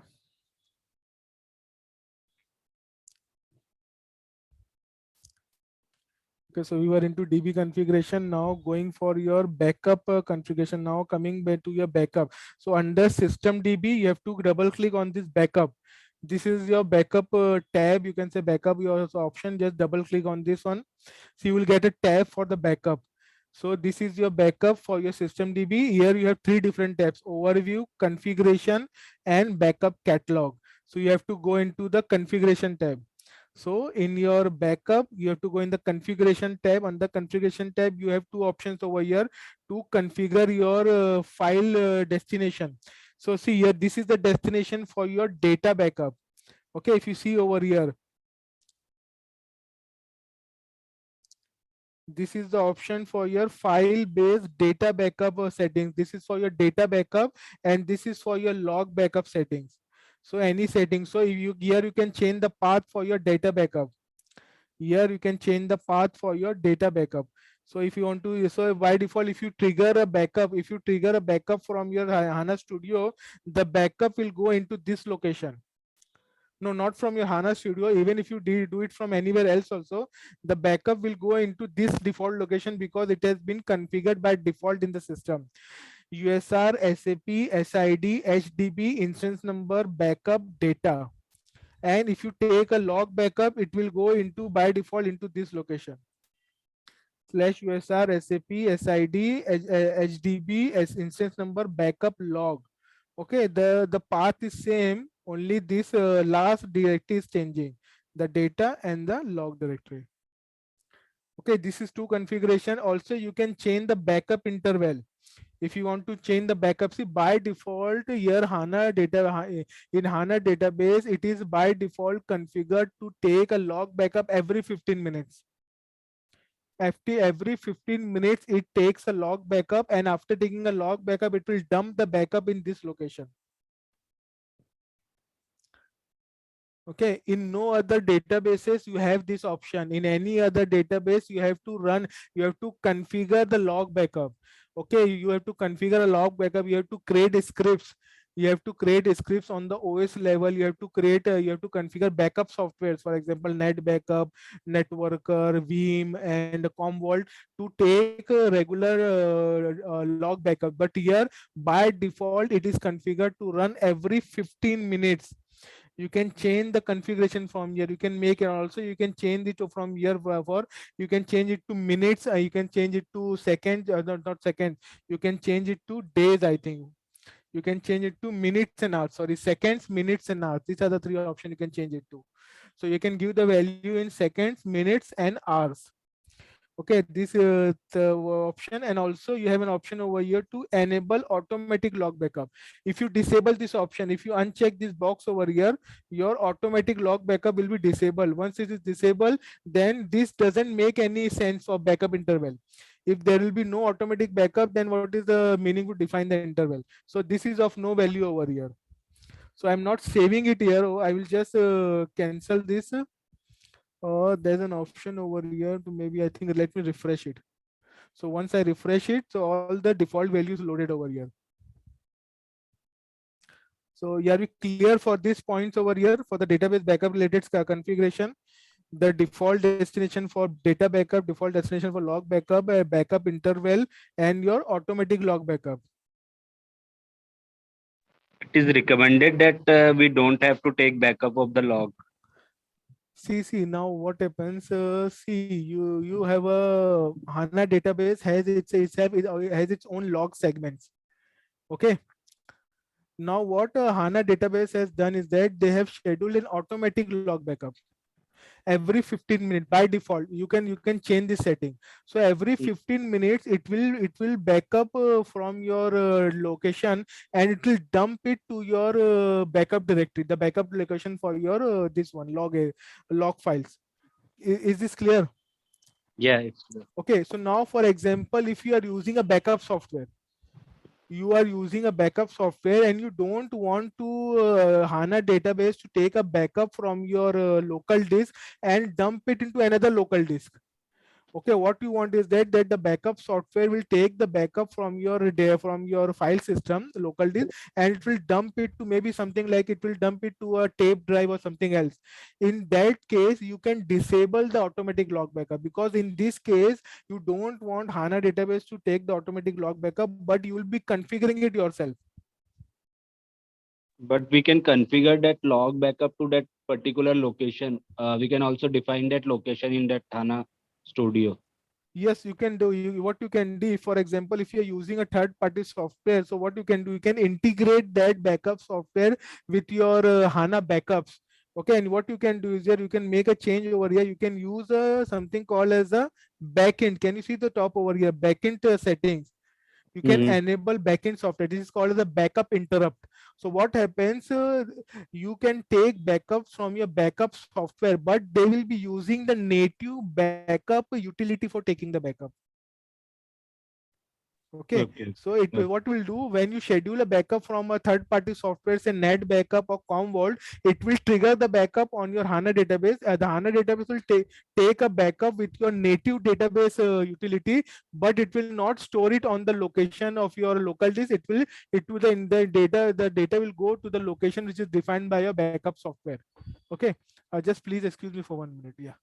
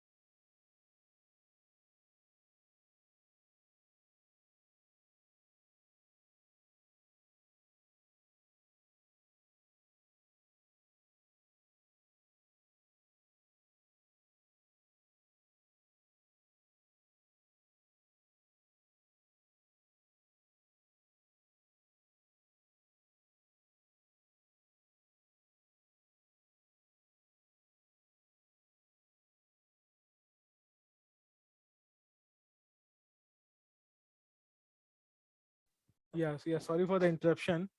Okay, so where were we? Yes. So we were about this backend software. Yes, there was, I think someone was asking any query. Is it clear? Is your query answered? Yes. Okay, so you can change the backup destination from here. For example, so this one I'll be changing the backup destination from this, because see, I've already created a mount point especially for my database backup. If you see in the system over here, we have created a special mount point df-h. See, this is my mount point. Can you see /backup? This is the mount point for taking backups. We don't want to get the backup to the USR SAP location. We need to get the backup into a /backup location. So that is the reason I will change the backup location over here. So this backup will go into my /backup directory. So here for the backup location, data backup location, I will change it to /backup, and my log location, I will change it to /backup log. Okay, this location will be /backup log. For the backup interval and the enable automatic log backup, we are not going to make any changes over here. This is just for your information. So I have made the changes for these two over here. I made these two changes. This we are not going to make any changes in the backup interval, neither in the automatic log backup. This is just for your information purpose. So after making the changes, I will save the configuration. If you don't save it, it will not be saved. Okay, so here I have saved the configuration. So this now if I trigger any backup, it will go into this location. Actually, it will not directly go into this location. I will get a pop-up. In that pop-up, the value of that field will be set to this location. Still, if you want, you can change the destination at the runtime also. Is it clear till now on the screen? Yeah, one question, Rafa. Yes. So we need to take both the system DB and the other tenant DB backup differently. See, normally the system DB backups, there is the system DB, there's a backup, sorry, the system database doesn't get changed regularly. Okay. Yes. So normally only when you do some major changes, only those changes are, for example, if you create a new tenant database, so that information will be changed in your system DB. So you don't need to take a regular or a daily backup for your system DB. What you can do is that you can schedule weekly backup for your system DB, and you can schedule daily backup for your tenant DB. Okay. Okay. Yes. So just one question. Yes. Does we have any script for taking backup? Yes, we have a script. We will do that. We have it. You troubleshoot user. Here is the command for taking the backup. We will do it in the user topic that will be covering. Okay. Troubleshoot db config. Okay, now this is the configuration. Again, you can open the configuration tab over here. So in the configuration tab, this is not this configuration tab, not this configuration that we are currently open. The which configuration tab? Under system db at SID. So system, this is the system db at SID. Here you will find a configuration tab. So you have to go into this configuration. Under this configuration tab, you can see many. These are all the these parameter files, not all the configuration files for your HANA database. And these are for different headings. These are as per different, all the parameters are, you can say, arranged in different headings. The most important and the most critical file is your global.ini, which contains all your global parameter. So this is the file configuration tab global.ini. So what we are doing right now, we are changing the log mode. What we are doing, we are disabling log mode. Okay, we are disabling log mode. So in the log mode, if you want to disable the log mode, for by default, see, whenever you do an installation of your HANA database, by default the log mode is enabled. It is enabled for all the databases, that is the system DB and the tenant DB. The same goes for your MS SQL database also. Same goes for your Oracle database also, and also for your MaxDB. Sybase is an exception. Sybase, when you do the installation of your Sybase, by default the data, the log, sorry, by default the log mode is disabled in your Sybase database. You have to explicitly enable the log mode after the installation of the database. Okay, so say similarly in HANA database, by default it is enabled. Log mode is enabled. If you want to disable the log mode, you can disable it from here. You have to go into the configuration tab. This is the configuration tab. Under here you have to go into global.ini, then the persistence. This is the container.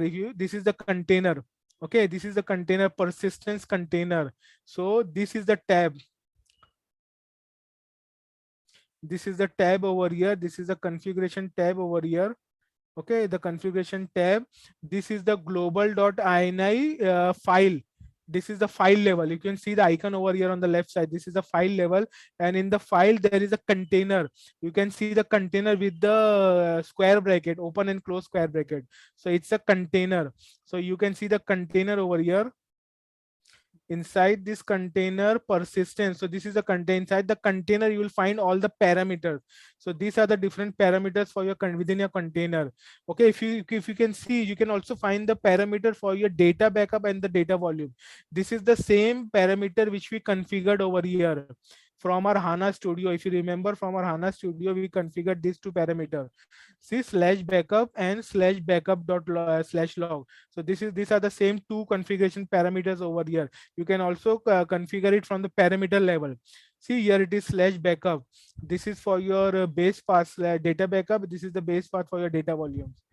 So backup for your data, backup path for your data backup, and backup path for your data volume. So here it is changed. So you can change from your parameter level also, file level also. Okay, so here it is. If you want to change persistence, under persistence log mode, so just scroll down, you will see the log mode. Can you see the log mode over here? It is set to normal. Normal means log mode is enabled. If you want to disable log, then you have to set it to override for both system as well as database. You have to change it to both the system as well as your database. Okay, just double click on this. Double click, you can see this is the log mode for your this is for your system DB.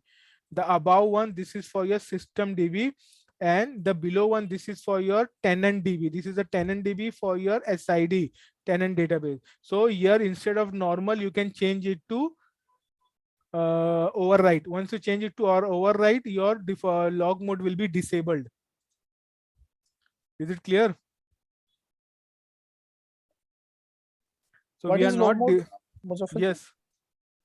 Log mode is what? Purpose of log mode? Log mode, see, whatever changes you have made, see, now I think you have forgot the basics fundamental that we did in the last topic. See, here is the log mode. When you, what happens over here? See, whenever any transaction is done on your application or on your system, see, or the application writes a query. The application generates a query on runtime, and that query is executed on your database. Okay, so this is the log mode. If you, now what happens at the time of this commit, all the log is written to your log segments. At the time of commit, all the queries which is there in your memory. So these are all the queries which was executed on the data in your memory, or all Okay, on the got it. tables which your memory. So at a commit, during the time of commit, this data, these all these queries are written in your log segments. Okay, now in case if your log mode is disabled, if your log mode is override, then what happens at the time of commit? When a commit is fired, these queries from your memory will not be written in your log segment. It will not be written in your log segment, but it will be cleaned from your memory. The logs, which will be cleaned from your memory itself, it will be overwritten. It will be not copied into your log segments. Is it clear? Yeah, okay, okay.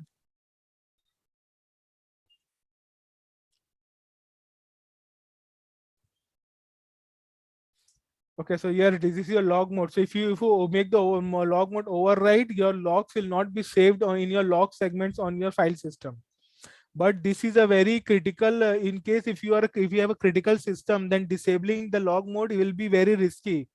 Okay, you shouldn't disable the log mode for your critical systems. Okay, or at least I would recommend you don't disable the log mode for your non-critical systems also.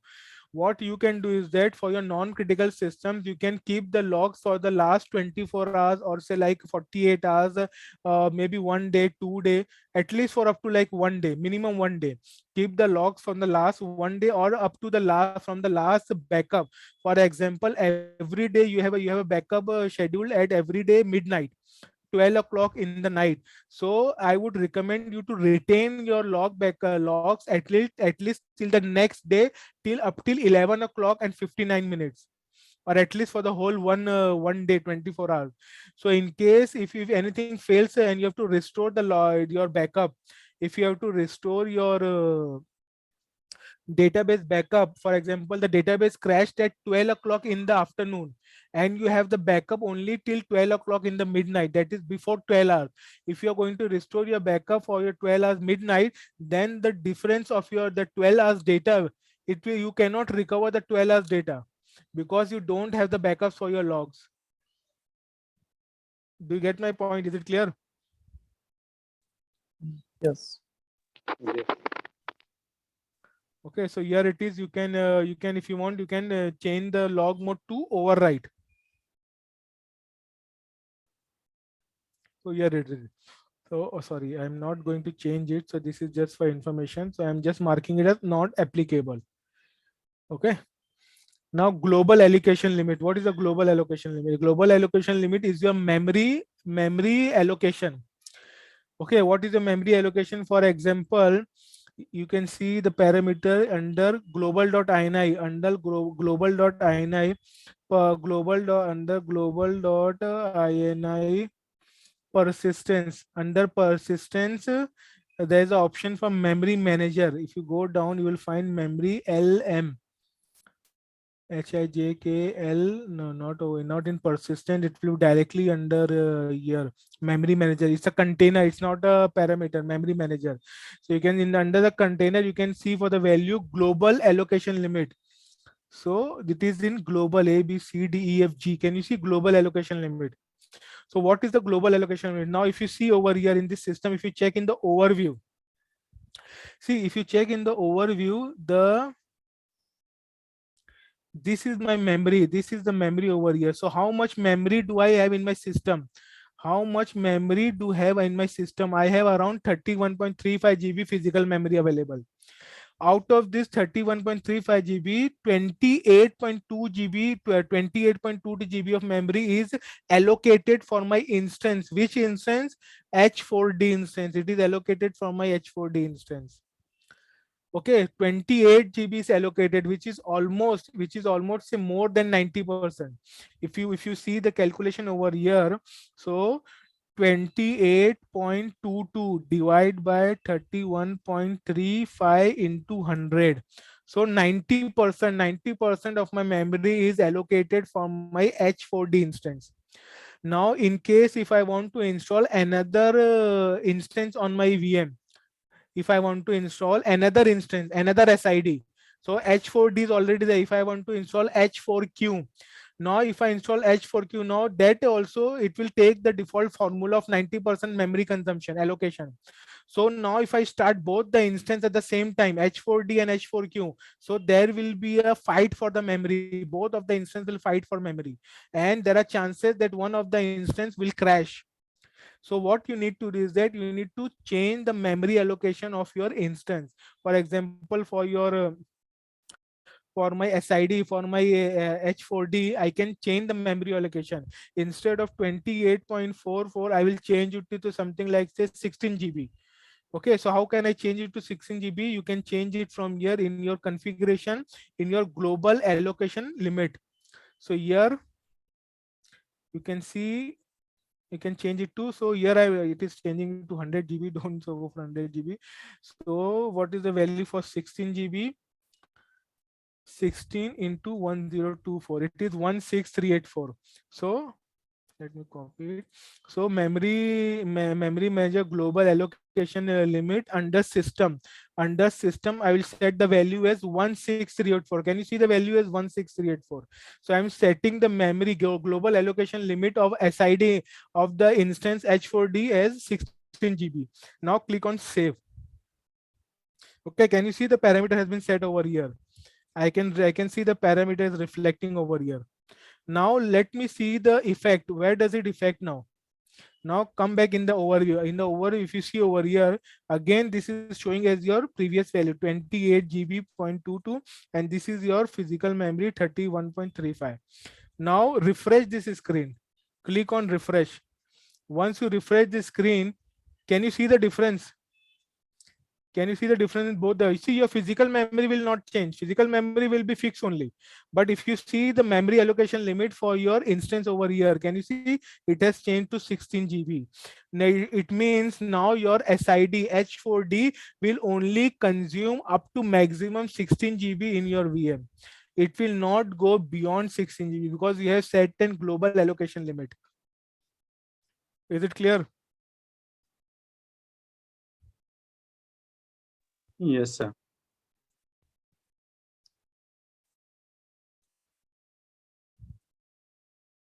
This is how we can do it.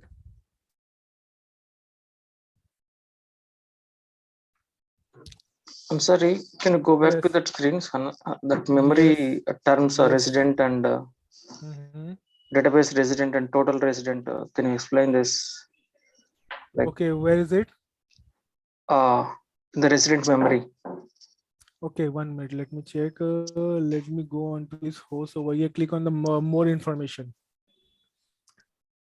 Okay, so now if you see over here, The one overview minute. itself only, there is Uh-huh. a like Yes, yeah, I get your point. You are talking about this, this one, this information you're taking. Use memory, peak memory, allocation limit. no, the bottom one, the resident memory. Yes, you're talking about this resident memory. Yeah, there's a Okay. database resident and total resident and physical. Physical we know, but resident and total resident. Yes, let me. Uh,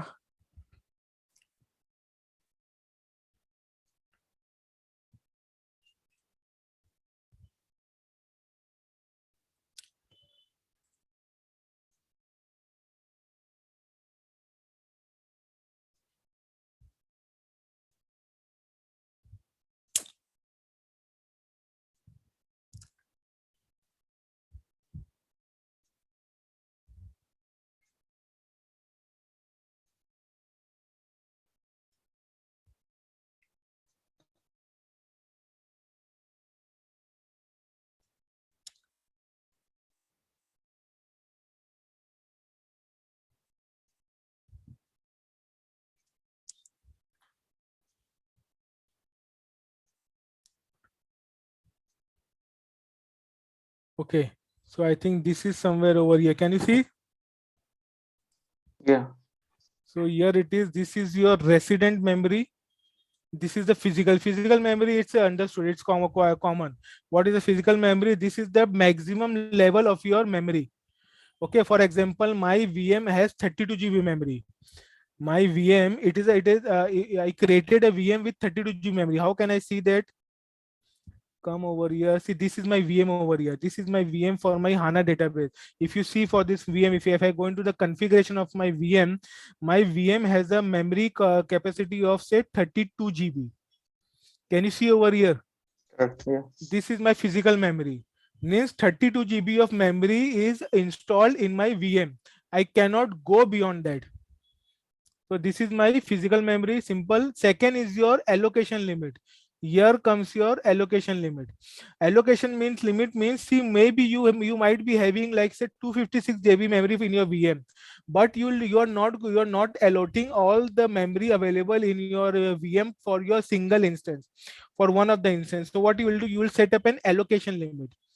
Can you see you have set up an allocation limit? So what we have done over here, if you see this screen for the HANA Studio, so here, so this is my physical memory. This here is my physical memory. So how much is my physical memory? This is my physical memory, 31.35 GB. Okay, normally it is 32 GB, but normally if you have done, so gone through some hardware courses and all, so some of your memory is used by your BIOS and some for your system application and some for like you can say some you use for the system purposes. So you don't get 100% of the memory for your OS utilization. So you have your physical memory is for 31.35 GB. So this is your physical memory. Out of this physical memory, now you have set up an allocation limit. I have set an allocation. This is my allocation limit. Can you see this is my allocation limit, 16 GB. This I have set allocation limit of 16 GB. It means even though I have 32 GB memory in my VM, this instance, this SID H4D cannot cross 16 GB of memory consumption. This to clear physical memory and allocation. Yeah. Okay, now then comes your resident memory. What is your resident memory? See, resident memory means this is a mark. See, can you see a use watermark? Now, for example, you started, this is the point where you started your HANA database. Okay, and slowly the memory requirement is going up. You can see the line over here. This is a memory requirement is growing up till now. At one point after coming to its peak value, it again went down. Okay, so even if it went down, you can see the green part, that is a virtual memory. So HANA will not release that virtual memory to your system, to your SAP, sorry, to your operating system. It will keep on consuming, that level. It will keep on you can see the green mark over here. It will keep on maintaining that level even if the memory consumption goes beyond that point. Afterwards again it will like have some ups and downs. Okay, after you can have some again ups and downs over here and some low levels here. Again now it is going up. Now again a new level, new watermark is set. Again when a new watermark is set, again the virtual memory will go up to your above your watermark. So this is your virtual memory. Resident memory is something a little above your virtual memory. Do you get this? Who has said that virtual memory and resident memory? It is set by the system itself. It is defined by the Okay. system. Maybe you might have a configuration, and by default it is set by that. You might have a configuration to configure it manually also. Maybe tune it or do some performance tuning at a later stage by that. But till now, nothing has been done or changed from our side. Within the application layer, we have to tune the parameter. Yes, you might be having some application parameters or something. Maybe I'm not sure. Let me check over here.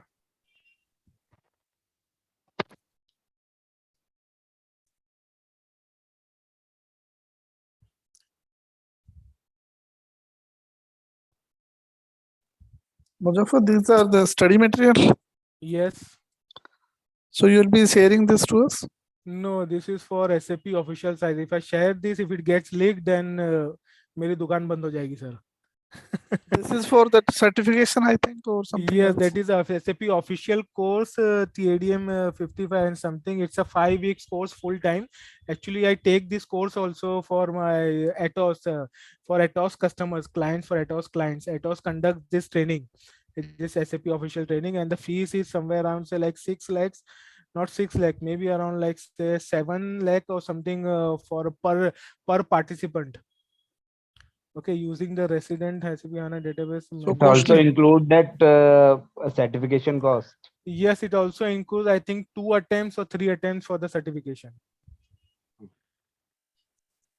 Okay, so here it is. This is for your SAP HANA resident HDB LCM tool. Somewhere here you can see. No, it is for resident. We are looking for resident memory.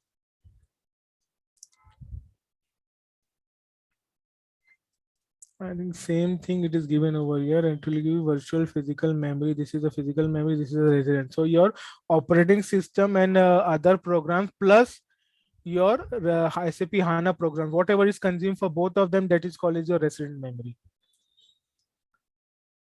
Is it clear? Yes. Okay, Okay. so this is the example. For example, this is the example of your water tank. Okay, for example, you have a house, in your house you have a water tank. So the capacity of that water tank is say 1,000 liter. Okay, but it is not given that every time the water tank will be filled up to its maximum capacity, 1,000 liter. Okay, so for example, this is the water level. So whatever the water level, this is your resident memory level.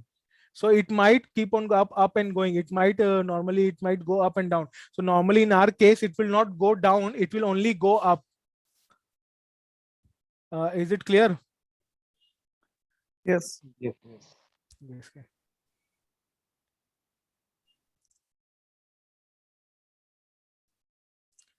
Actually, SAP is it's a German product now, so they are very strict about it. Even if someone complains about or share this information that I'm teaching this course and all, there might be some like say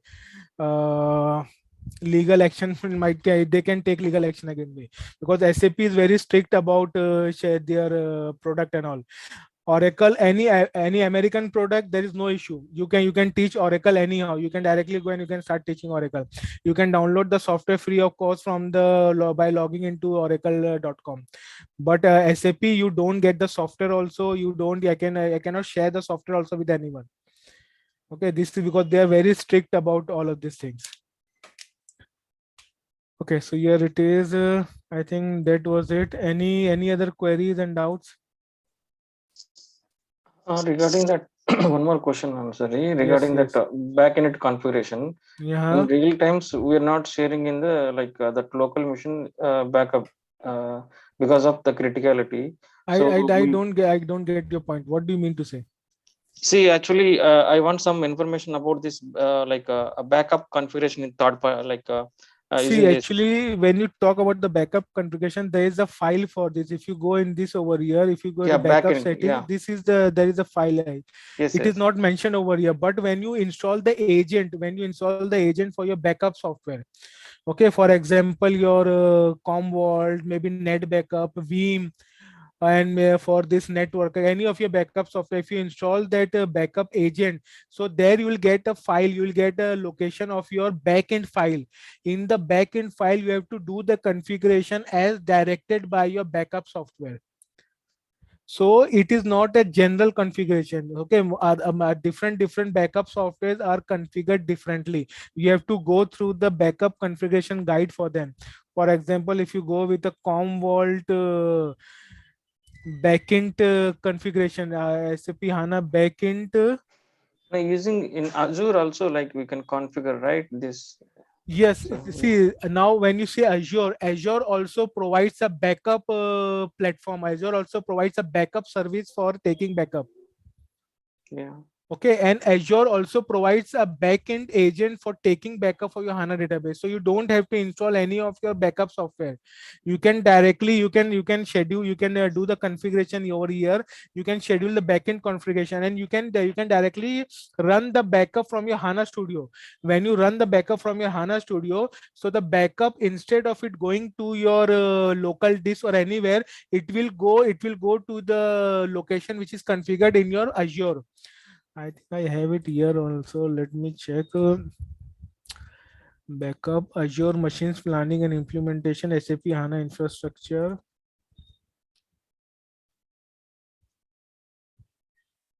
Azure Backup.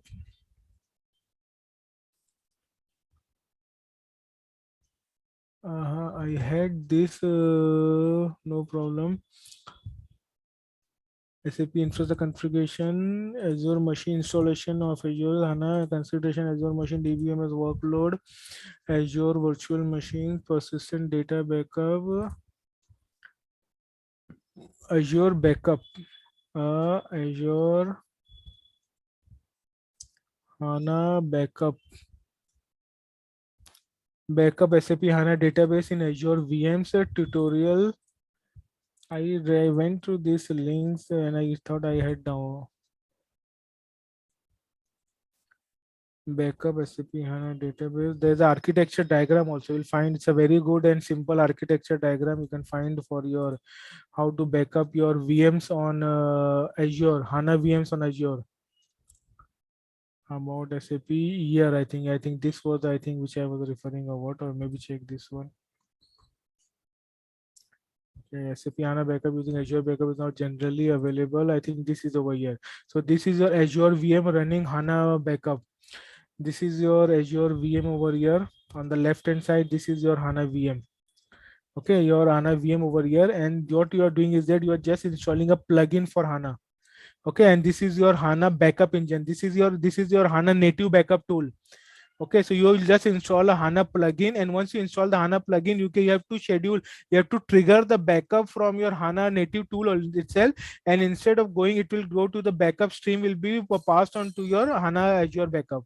Sorry, it will pass on to your Azure backup. Can you see over here? So this is the detail over here. Architecture overview.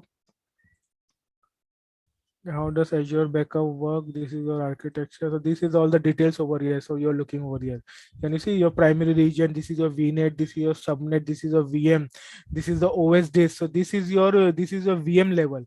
This all is from your VM level. See the primary region. This is the VNet. This is a subnet, and this is a VM over here with your local disk. Now your backup is going on your network. This is going on your network as your storage. Azure backup.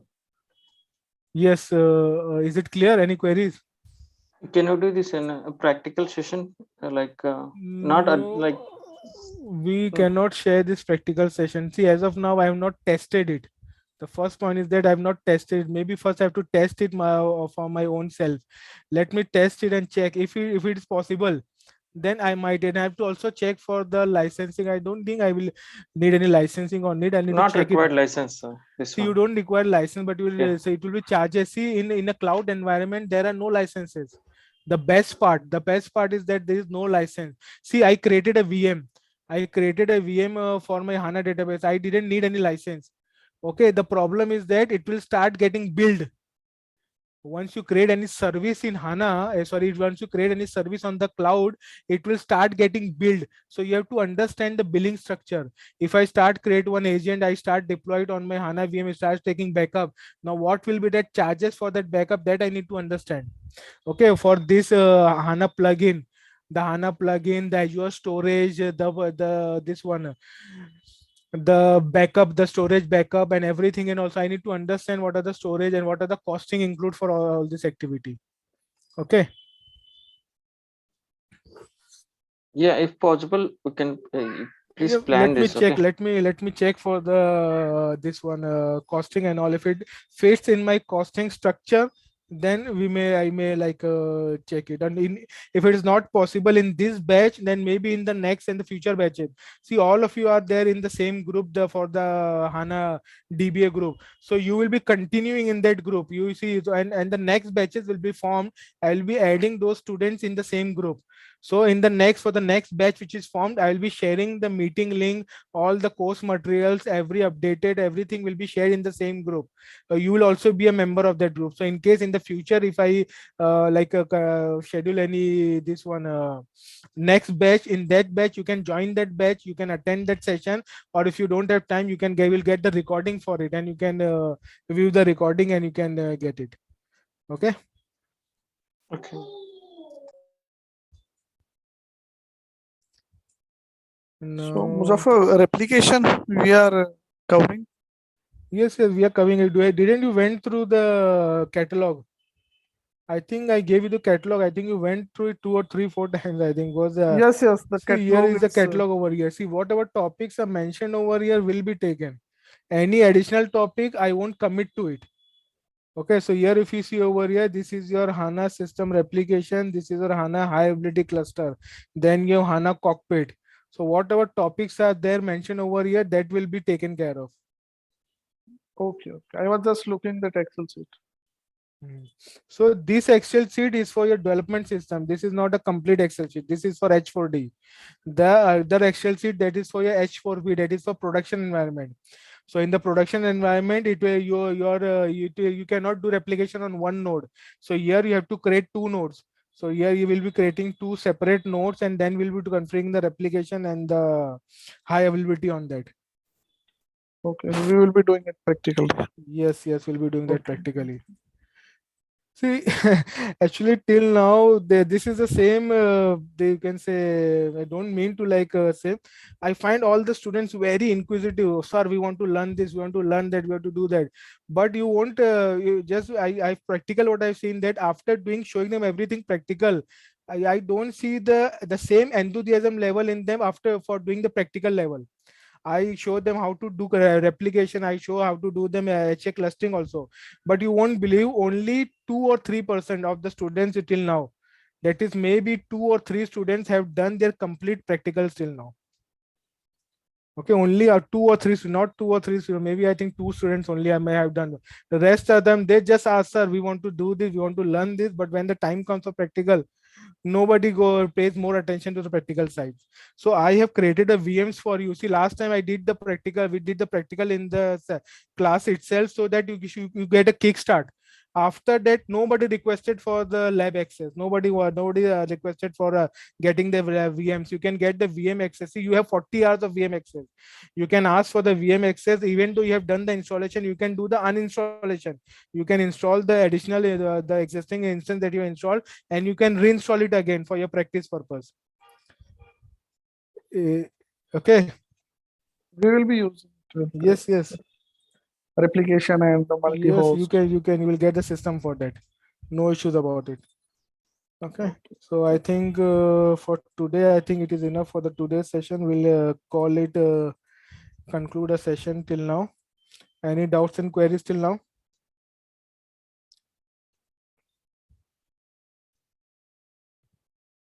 Yes.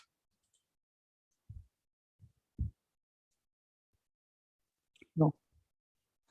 Okay. No. So now we will end the session. If you have any doubts and queries, you can ask in the group, or maybe tomorrow we can. If you have any queries, we can take it up tomorrow. Yeah. Okay. Can we end it now? Okay, so tomorrow we are having session. Yes. Tomorrow is Sunday. Yes. Sorry. Tomorrow we'll be having a session. I Okay. said that I'll be informing in the Saturday's class. So yes, we'll be having a session tomorrow. Okay. Okay. Okay. Thank you. Yeah. Goodbye. Goodbye, everyone. See you. Goodbye. Goodbye. Goodbye, everyone.